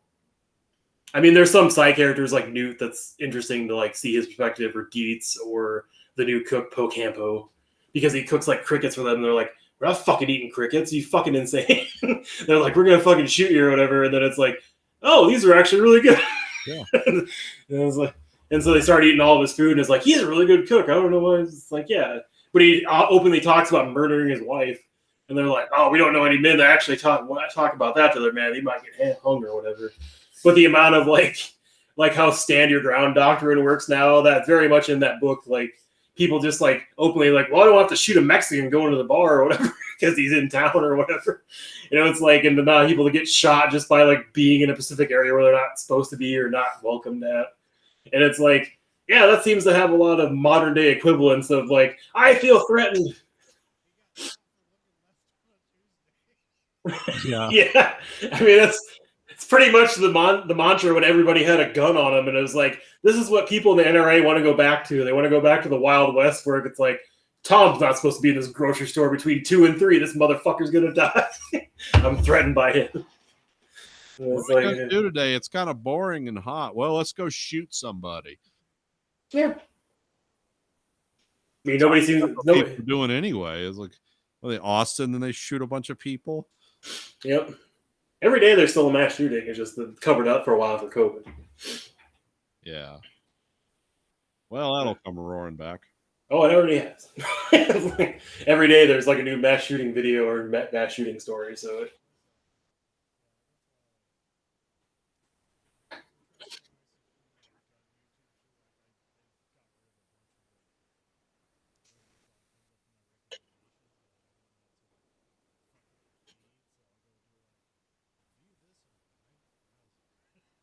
Yeah.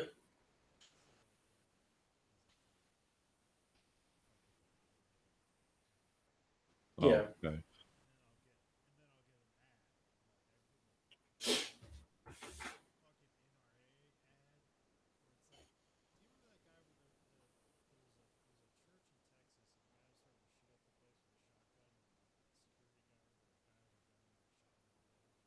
Oh. Oh, yeah, I remember that one.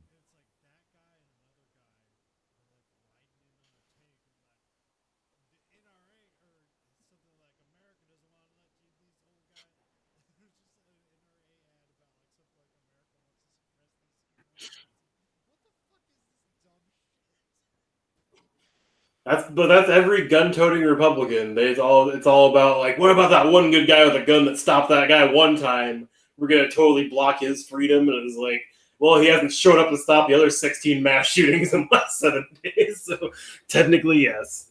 I mean, it's just everybody's. I mean, I don't want my guns taken away either, technically, because I think people have a right to finally like rise up for themselves and take over if they want to. But at the same time, I mean, it's never gonna happen.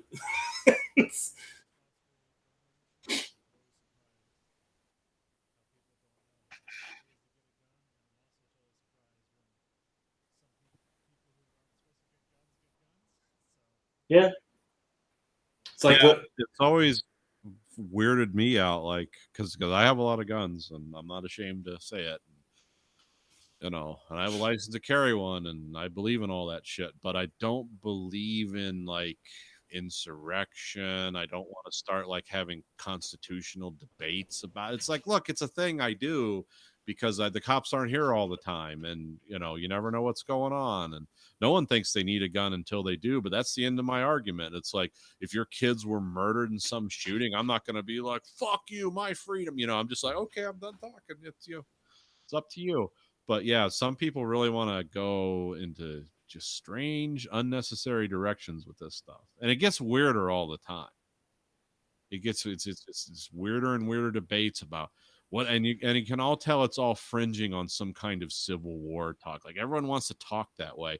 It's like, you want to go be in a civil war, go to Syria, where you got to dig a hole in the ground to shit every day. You know, go live like that. See what a civil war is like. Because you know, my fat ass is not going to be, you know, like trying to seine a river for something to eat with a net because you guys wanted to start some kind of war. I don't. Yeah, it's not like you just stop civil warring, so you can go to Walmart and get your groceries for the week and come back to your house. Ollie, oxen. Gotta go get some beans and Taco Bell. We'll be back. You know, it's not gonna work. How about 5 p.m. for everybody? Will that work? 5 p.m. to resume the war? Wait, 6. The new episode of The Sea is on Apple Plus. Yeah, we got the game. Yeah. Yeah, everyone thinks it's that kind, because you can tell the people that want that based on what I saw at the Capitol. Like, the level of planning there is like really low, and your expectations are completely out of whack with what's going to happen and how wildly destructive that's going to be to even if they had taken over the Senate and killed everybody. It's like, guess what? You still get bombed from orbit. Like, just because the government gets taken out one place doesn't mean all of a sudden you won a victory. It's not. I'd like to think that was the case, but the people that, it sounds like there was a lot of people in the government that were just like okay with this, like, fine, yeah, go ahead and do it. You know, because my political agenda. I mean, we have federal representatives that talk about QAnon and how getting a vaccine is the same as having the Star of David put on you by the Nazis, and they say this completely sincere. If they laughed when they said it, I'd be like, okay, bad joke, honey, but you know, we know you're not that crazy. No, this bitch is that crazy. And yeah, that's what worries me, is like, I'm all for a certain level of freedom, but you guys are gonna fuck it up for the rest of us. And neither her, the child molester, or the many embezzlers have gotten kicked out of anything at all. They're still openly serving, so it's nice to know we can't child molester gets. Gets. Okay. Yeah. Well, it sounds like more and more every day. It's like totally solidifying that he paid for sex with many underage women, along with the guy that embezzled, stole identities. Yeah. Even if he did use Epstein, that's not been followed up at all either. I mean, nobody seems to face any consequences if they have enough money or they have enough influence, and that's always the name of the game anyway. Yeah. Well, yeah, you don't want to arrest him too early and give him cause to be released and charges dismissed, but Jesus Christ, you keep letting him serve.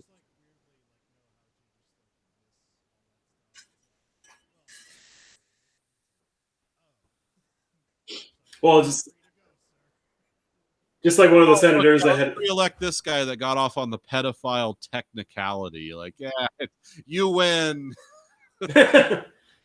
Or just like the guy in the wheelchair from West Virginia he's the youngest representative in history. Like, his track record and his history, and it's like, Jesus fucking Christ, this guy's gonna rape somebody by the time he gets done serving his first term. Like, how the hell is he gonna get a second term? Because if he does, I have no faith in anybody. But then again, West Virginia's.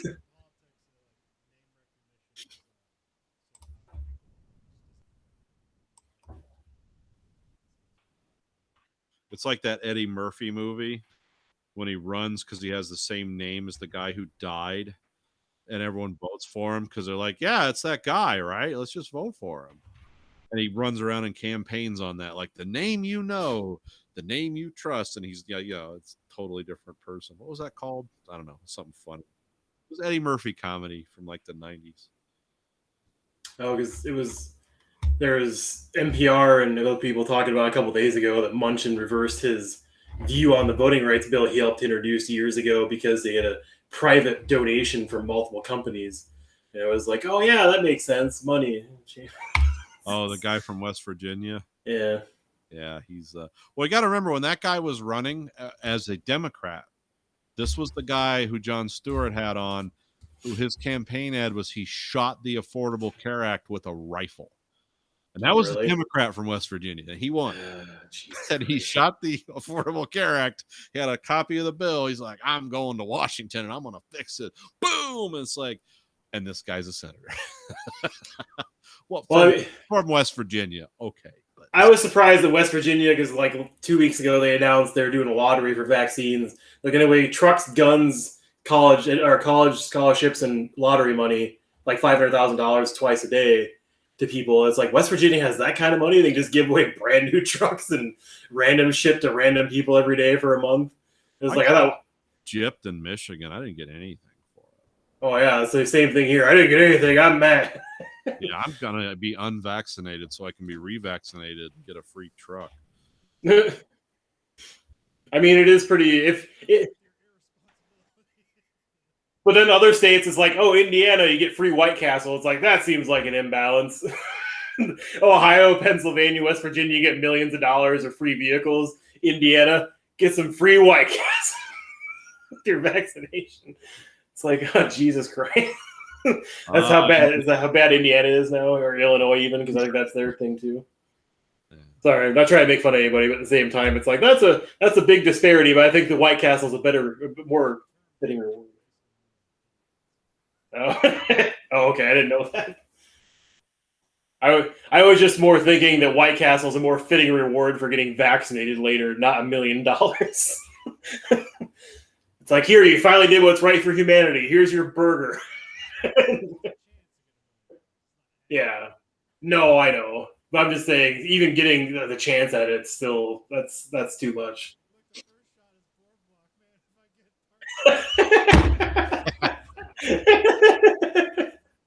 I'm in the money.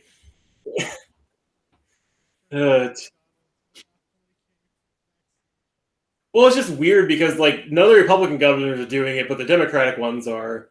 But at the same time, it's like we always talk about we have no money for social programs to like feed people or house people or send them to college.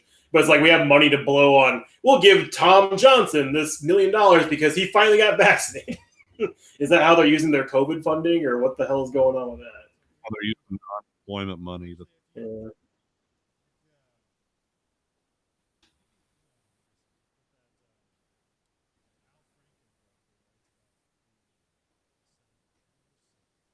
Yeah. Yeah, he was saying.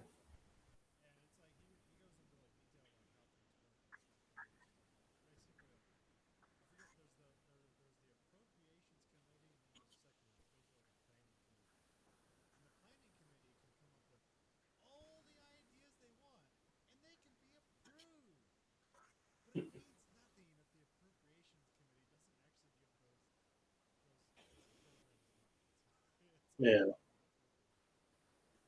Yeah, see, that was a famous George W. Bush tactic. Like No Child Left Behind would have been the largest like school revamping in U.S. history, except when it came to the, it was what they call an unfunded mandate. It's like, well, we're going to make a law that you do all this shit. Oh, you're going to give us extra money for teachers and stuff? Oh, no. No, you're just going to do this so we can say we got No Child Left Behind. But it's like, well, wait a minute. You're actually leaving all kinds of children behind. It's like, you got to understand how this works. Yeah. No, it's funny because the bad education. It's more about them like creating fake expenditures to like launder money basically, or get money. Yeah.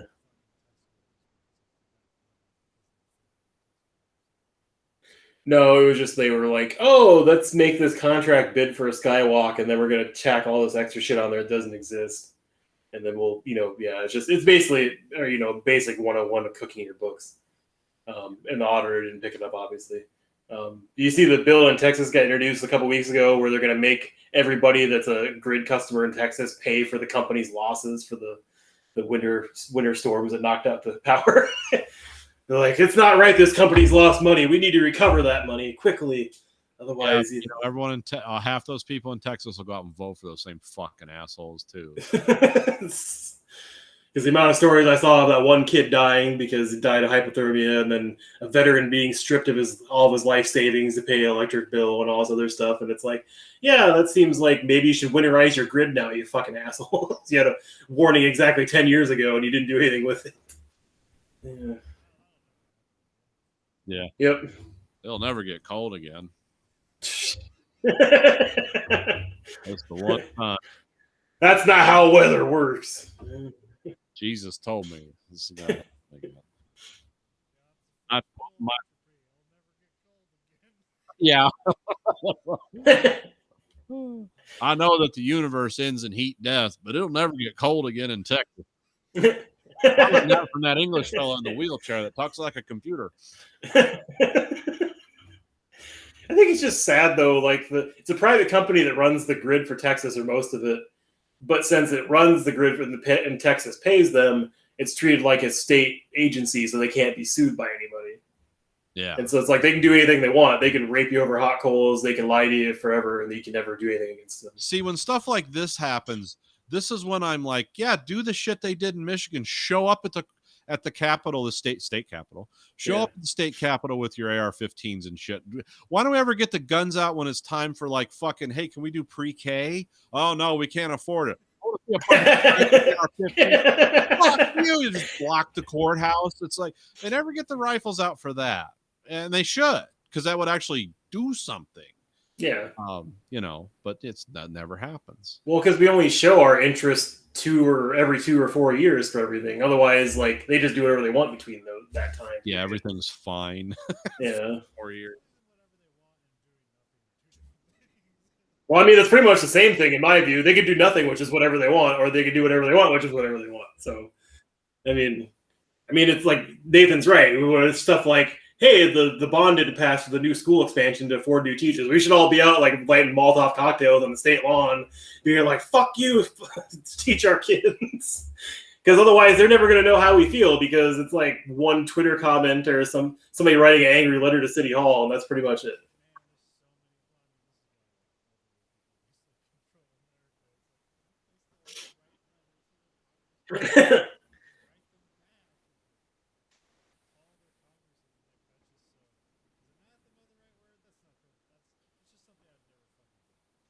Yeah, it is anathema to anything like we would think. Because if I wrote a letter to, well, I actually talked to I've actually spoken to Debbie Dingle. It's all UAW stuff, but I know who she is. But if I wrote a letter about something I wasn't happy about, it probably wouldn't be to her because she's like a liberal. But if I wrote a letter to someone, it would probably be treated as a threat. And I wouldn't even say threatening things. But it's just like, this is wrong. This is why. This isn't teaching our children anything. And next thing you know, the state police are like, hey, you're under the age of 60 and you're writing to your congressman. What the fuck's going on here? Is this a precursor to a bombing? I just figure your congressman, just congressman, anytime he receives a letter, it doesn't matter who it's addressed by, he just screams anthrax and like leaves the room. No, they'll send you pictures and stuff back. Oh, okay. Thanks, because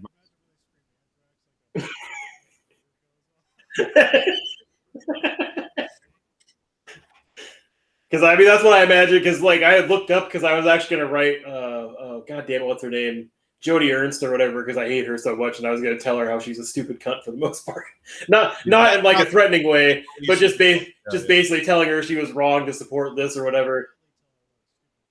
Hey, I can politely still tell someone they're a stupid cunt without actually saying it, but at the same time, it's like, oh, if you want to send this is $5 to send it to him. It's like, fuck you. It shouldn't cost this much money to talk to my senator. It's like technically, I guess a rich person pays like $80,000 like a political donation to actually talk to your senator. So technically, they're the pull. So that's my new master plan. That's my new master plan. Win the lotto and just waste all the money bribing politicians to do good things. It's like, what's the Koch brothers paying you to deny climate change? Oh, $5 million? I'll give you $20 million to pretend it's real. Are the Koch brothers dead? One of them is. One of them. Yeah. Oh, okay. I just keep saying Koch brothers. I don't know if it's Larry Koch or the other Koch brothers. I wasn't sure. I remember I heard once one of them were dead, and I didn't know if I was right. I was like, oh. Yeah, I think it happened last.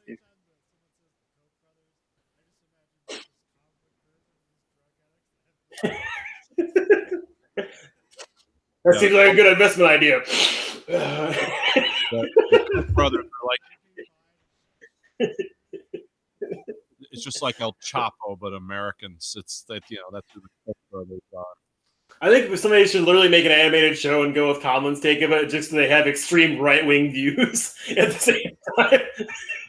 So it's like a weird Family Guy, like friggin' off the wall weird show, but like ultra conservative at the same time. So just like off-putting and really exposes what they do, but in a like hilarious way. It's like, meet the Koch brothers. They got a problem, but not the Bolivian kind. It's like, sorry. Yeah. So write your senators, America. Keep them informed. They want to hear from the people. Well, they do and they don't. Well, I want to hear from some people. Oh, we had people. I remember we had people at this thing. It was something we were doing, and it was like the state representatives. Because like I'm in a crossroads district. There's like we're like kind of the spokes of a wagon wheel where you get like a mile away, it's different state representatives or whatever. And this lady was talking to me, and we were talking about something, and like her little aide came up, little annoying person. It's like, oh, sir, where do you live? And I told her, and she literally grabbed her and walked her away. I was like, what? And she goes, oh, you're not in her district. It's like, oh, so what am I, just chopped hamburger here? That's just the way they get away from it. Started laughing. It's like, oh, be careful. You don't want to call her a bitch. No, I'm calling her aide a bitch. And then the lady was laughing. The state representative was laughing. She's like, oh, my God. It's like, yeah, that's really nice. It's a good way to, deal with that. You could have been like, oh, you have a phone call or something. Not like, oh, no one wants to talk to you. I know a guy that ran for a state representative for Belleville as a goof and almost won. He's like, fuck, I'm gonna have to quit my job. I was like, you might have thought about this before you put your name on and went out there. And of course, he was going to change the world. He was going to, as a state representative, like the streets were going to become paved with gold. It's like, I don't think that's how this job works, but yeah, good luck with that. He's already got the right mentality to be bribed. Yeah, he was running as a Democrat. He wanted to do good things, but he was also kind of being a goof. Like, this whole system's fucked. And he put his name on the thing. He walked right through the primary like, oh, shit, am I going to have to quit my job? Yeah, you're going to have a new job now. And it pays way less. Congratulations. I don't know what they get paid here. Well, doesn't pay as much as being a skilled tradesman at a car plant. I know that. Well, I know. That's what I'm saying. He's not going to get paid that much. So it's like, hope you're willing to downsize for the love of your country.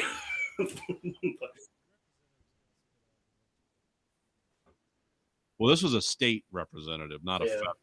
I don't know what they get internally. I mean, shit, they probably just get a BMW and on a. Well, I mean, they get a clothing budget, a travel budget. I think if they serve more than one term, they get student loan forgiveness, and they get obviously access to campaign funds for the whatever party they're in for running for re-election. Yeah. So yeah, they don't get no money. But I mean, they probably do okay. Yeah. Just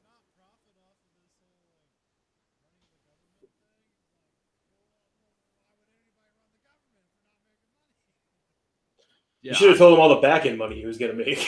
I'm a humble man. I'm going to fund our schools, and I'm going to do something for the poorer areas. And and they're like a guy who ran a shoe store or something. And then like 10 years later, they're on a ranch somewhere that costs like $30 million. It's like how are the poor doing? And fuck, I don't know. I own a. I got me a helicopter. Yeah, this is. No. Yeah. It's like when we look down on the Russians, like, oh, the Russians are so corrupt. It's like, yeah, take a fucking look around here. I mean, we're not as corrupt, not yet, but you guys are sure. Pretty soon we're going to have to be like, now, how does Putin run an election? Yeah.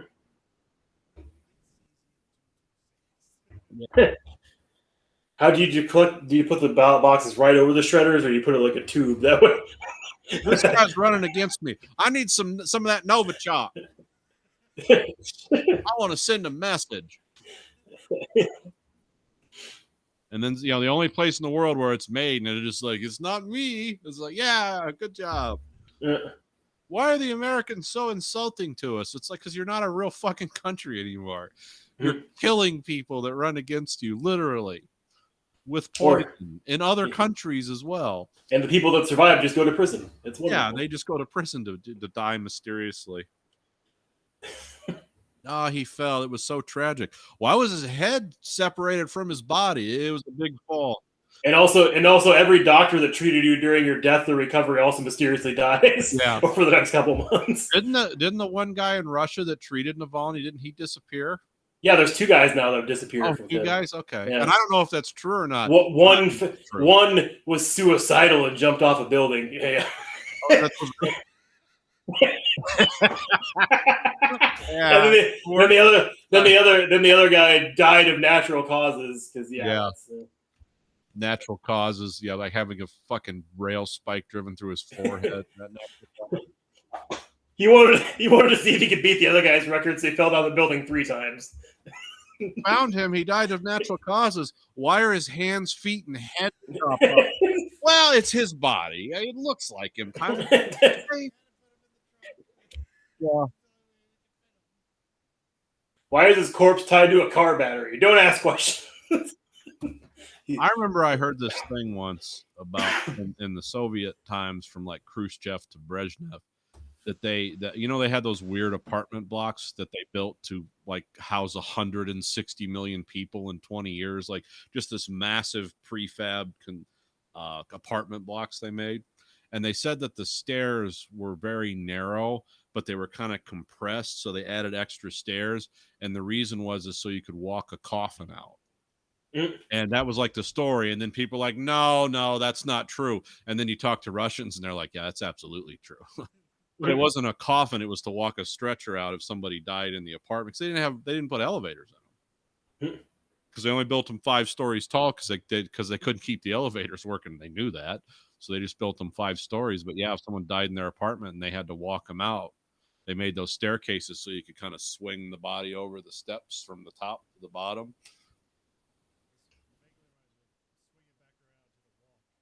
Yeah.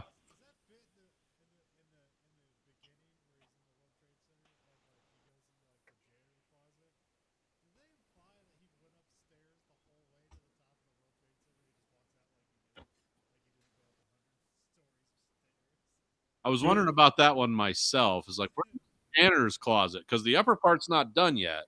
There's no office buildings in there. It's just open space. So did he just like stroll on down those stairs? But yes, in that kind of physical shape, was his heart rate never got above 80. It's like,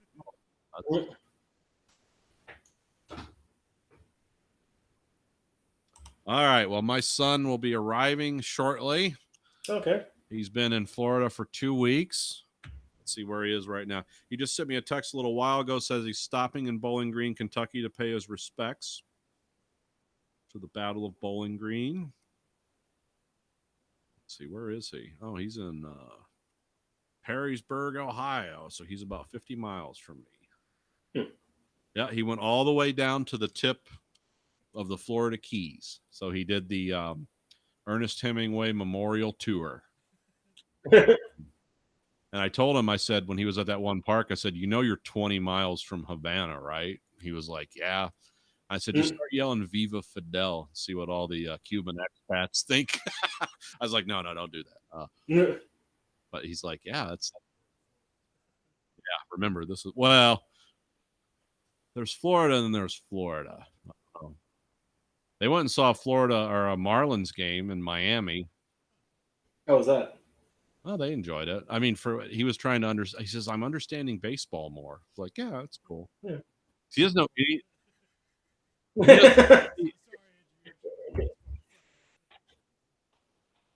If it's football, he can talk like statistics, figures with you. If it's any other sport, he's just like, what's going on here? He just doesn't. He has one interest in sports, and that's football, and that's it. He does not diversify in any way. But he knows, like, player statistics for 15 years. Yeah. This is why this guy's a good, quarterback, and they don't understand it. And he just listens, like, all the podcasts he listens to is like football talk. Yeah. I don't know whose kid this is, because I don't know anything about any sports. But I mean, I like football. I like most of the sports. I mean, I just don't follow them as much as I do baseball, just because I don't. I consider wrestling a sport. F1's a sport. It's the greatest spectacle, racing spectacle. Well, close to the Indianapolis 500, but yeah. About 3 F1 races are equivalent to about 1 Indianapolis 500, I'd say. I mean, to be honest, I enjoy talking to you guys more about real life things and politics and other stuff more than I'd ever would. I could talk to any Joe Blow that I run into in the world about sports.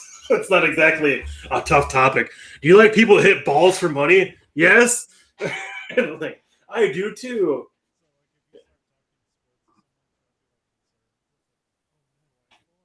It's good. No. It's just like if I have like that's how I make small talk at work. That's the only way I can talk to the half the people I work with is sports because it's like I have nothing else to beat them on any ground. So it's just.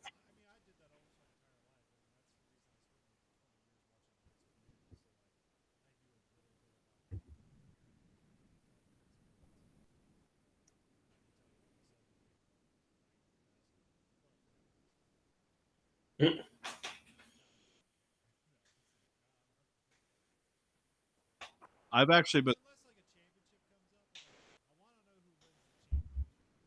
Yeah.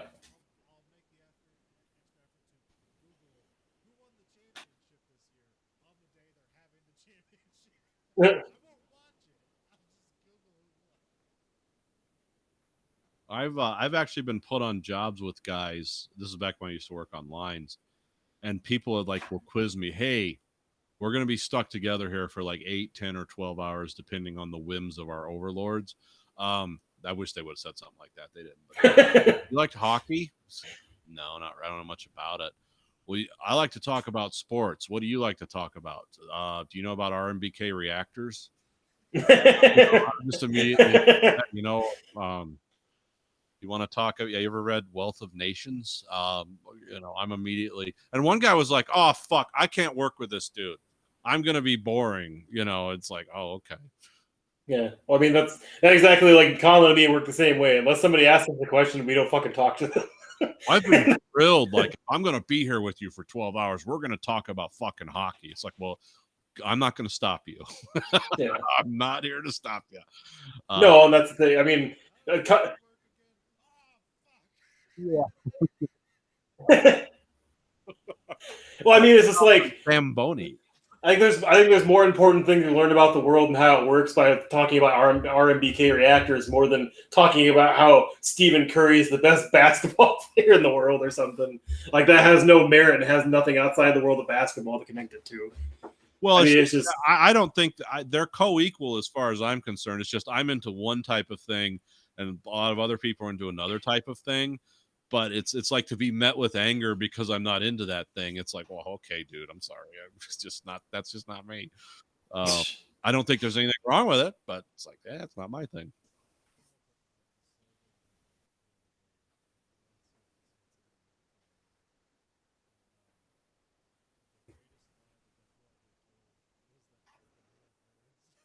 Yeah.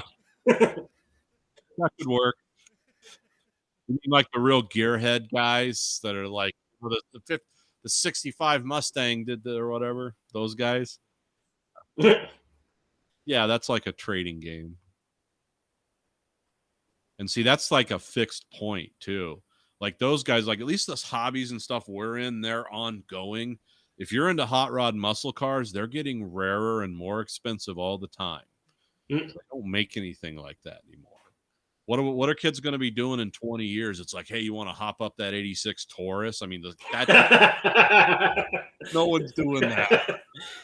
You should start. I'll start now. I'll buy an 86 Taurus. We're going to Common EBB my garage is still standing. Oh, he's got the neon.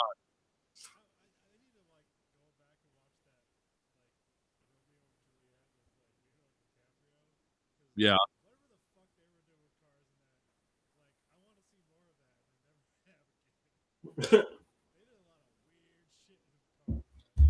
I always thought they took their cue from like Escape from New York. Remember, like the Duke of New York's car? It had chandeliers on. It's like, well,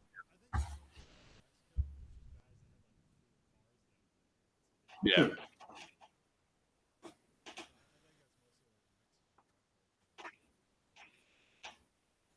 Oh, there's a jackass that I hate that lives by or seems to live by me because I see his car at Hy-Vee all the time. The Dodge Hellcat that he's pinstriped orange black and his license plate says Warlord. And it was like, what the fuck? The weird vanity plate. What the fuck's going on here? Like he parks in the veteran space all the time. It's like, well, he probably is, but I don't know why the fuck he has Warlord as a license. He's ready for the Mad Max future. He's like preloaded on that. Except I don't know where he's going to get gas for his Hellcat. But he didn't think that through, but yeah.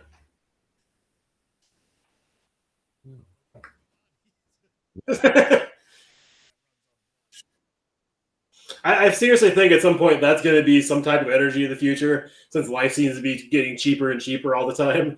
Just throw dead bodies or people nobody wants into a big thing and create energy or resources out of it. Just call it a day. Don't give him any ideas. No, I know.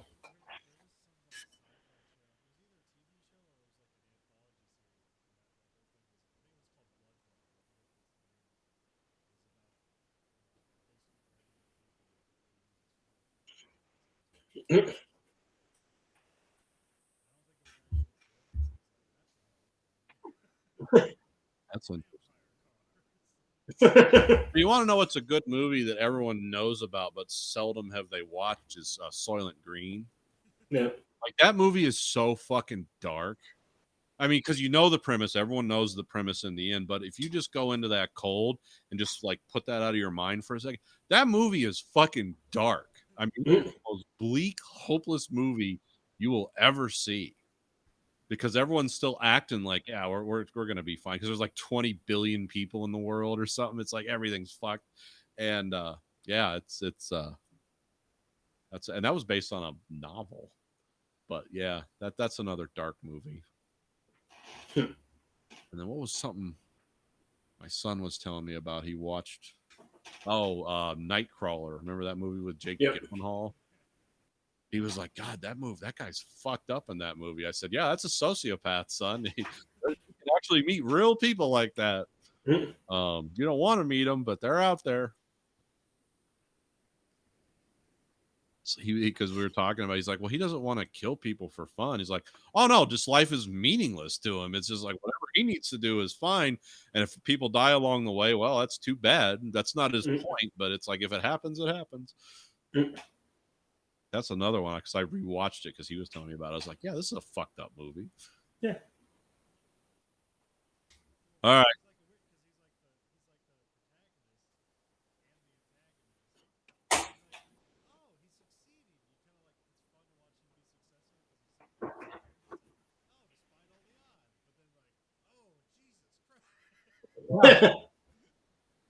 This is what. Well, I like how he speaks and like.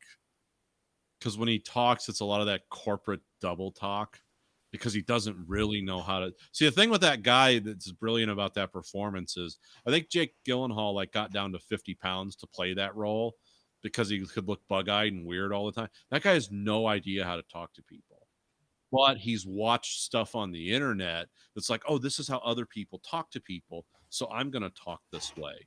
But it's completely like it's as meaningless as it really is.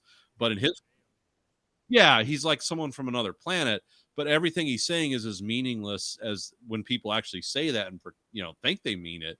It's like, oh yeah, it's all just gobbledygook. It's all just greed and selfishness and evil and yeah, I forgot Bill Paxton was in that. Yep. And I don't even know if the stuff that was going on in that movie was legal, like if you can actually do that.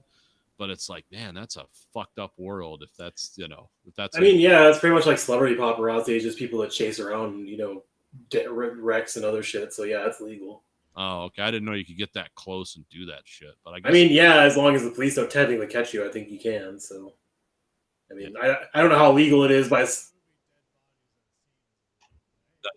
Oh, I forgot about that. Sorry. I just forgot. I mean, I knew he was like getting up close and personal and causing some of this shit too, but at the same time, I forgot he moved a body in that. Yeah, that's illegal. Oh, and he went in that house where those people were all shot up and the guy was still alive and he just walked over him and kept filming.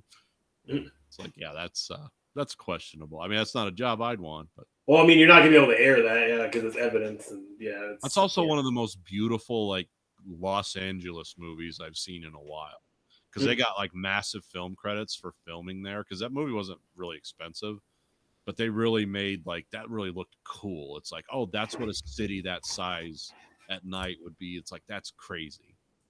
The Russell Crowe, Ryan Gosling movie that shoot in L.A. Which one? The Nice Guys. 'Cause that was a kind of a good LA film, as far as like just kind of. I mean, it didn't really show a lot of the town, but seemed like it was a good showcase. There was filmed in Canada and Toronto, the city that stands in for everybody. Yeah, no, this Night Stalker was actually shot in California, because I got a bunch of film credits for shooting in LA. And it really looked cool. I mean, the other good.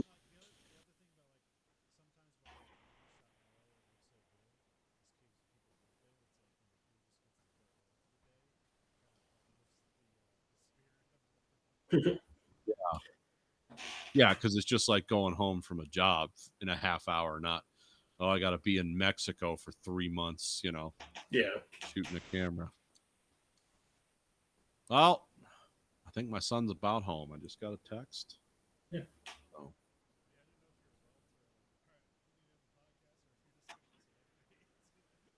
Nope, I got to go. All right. But anyway, this week for the American Greed Factory podcast, this is Nathan. Andrew.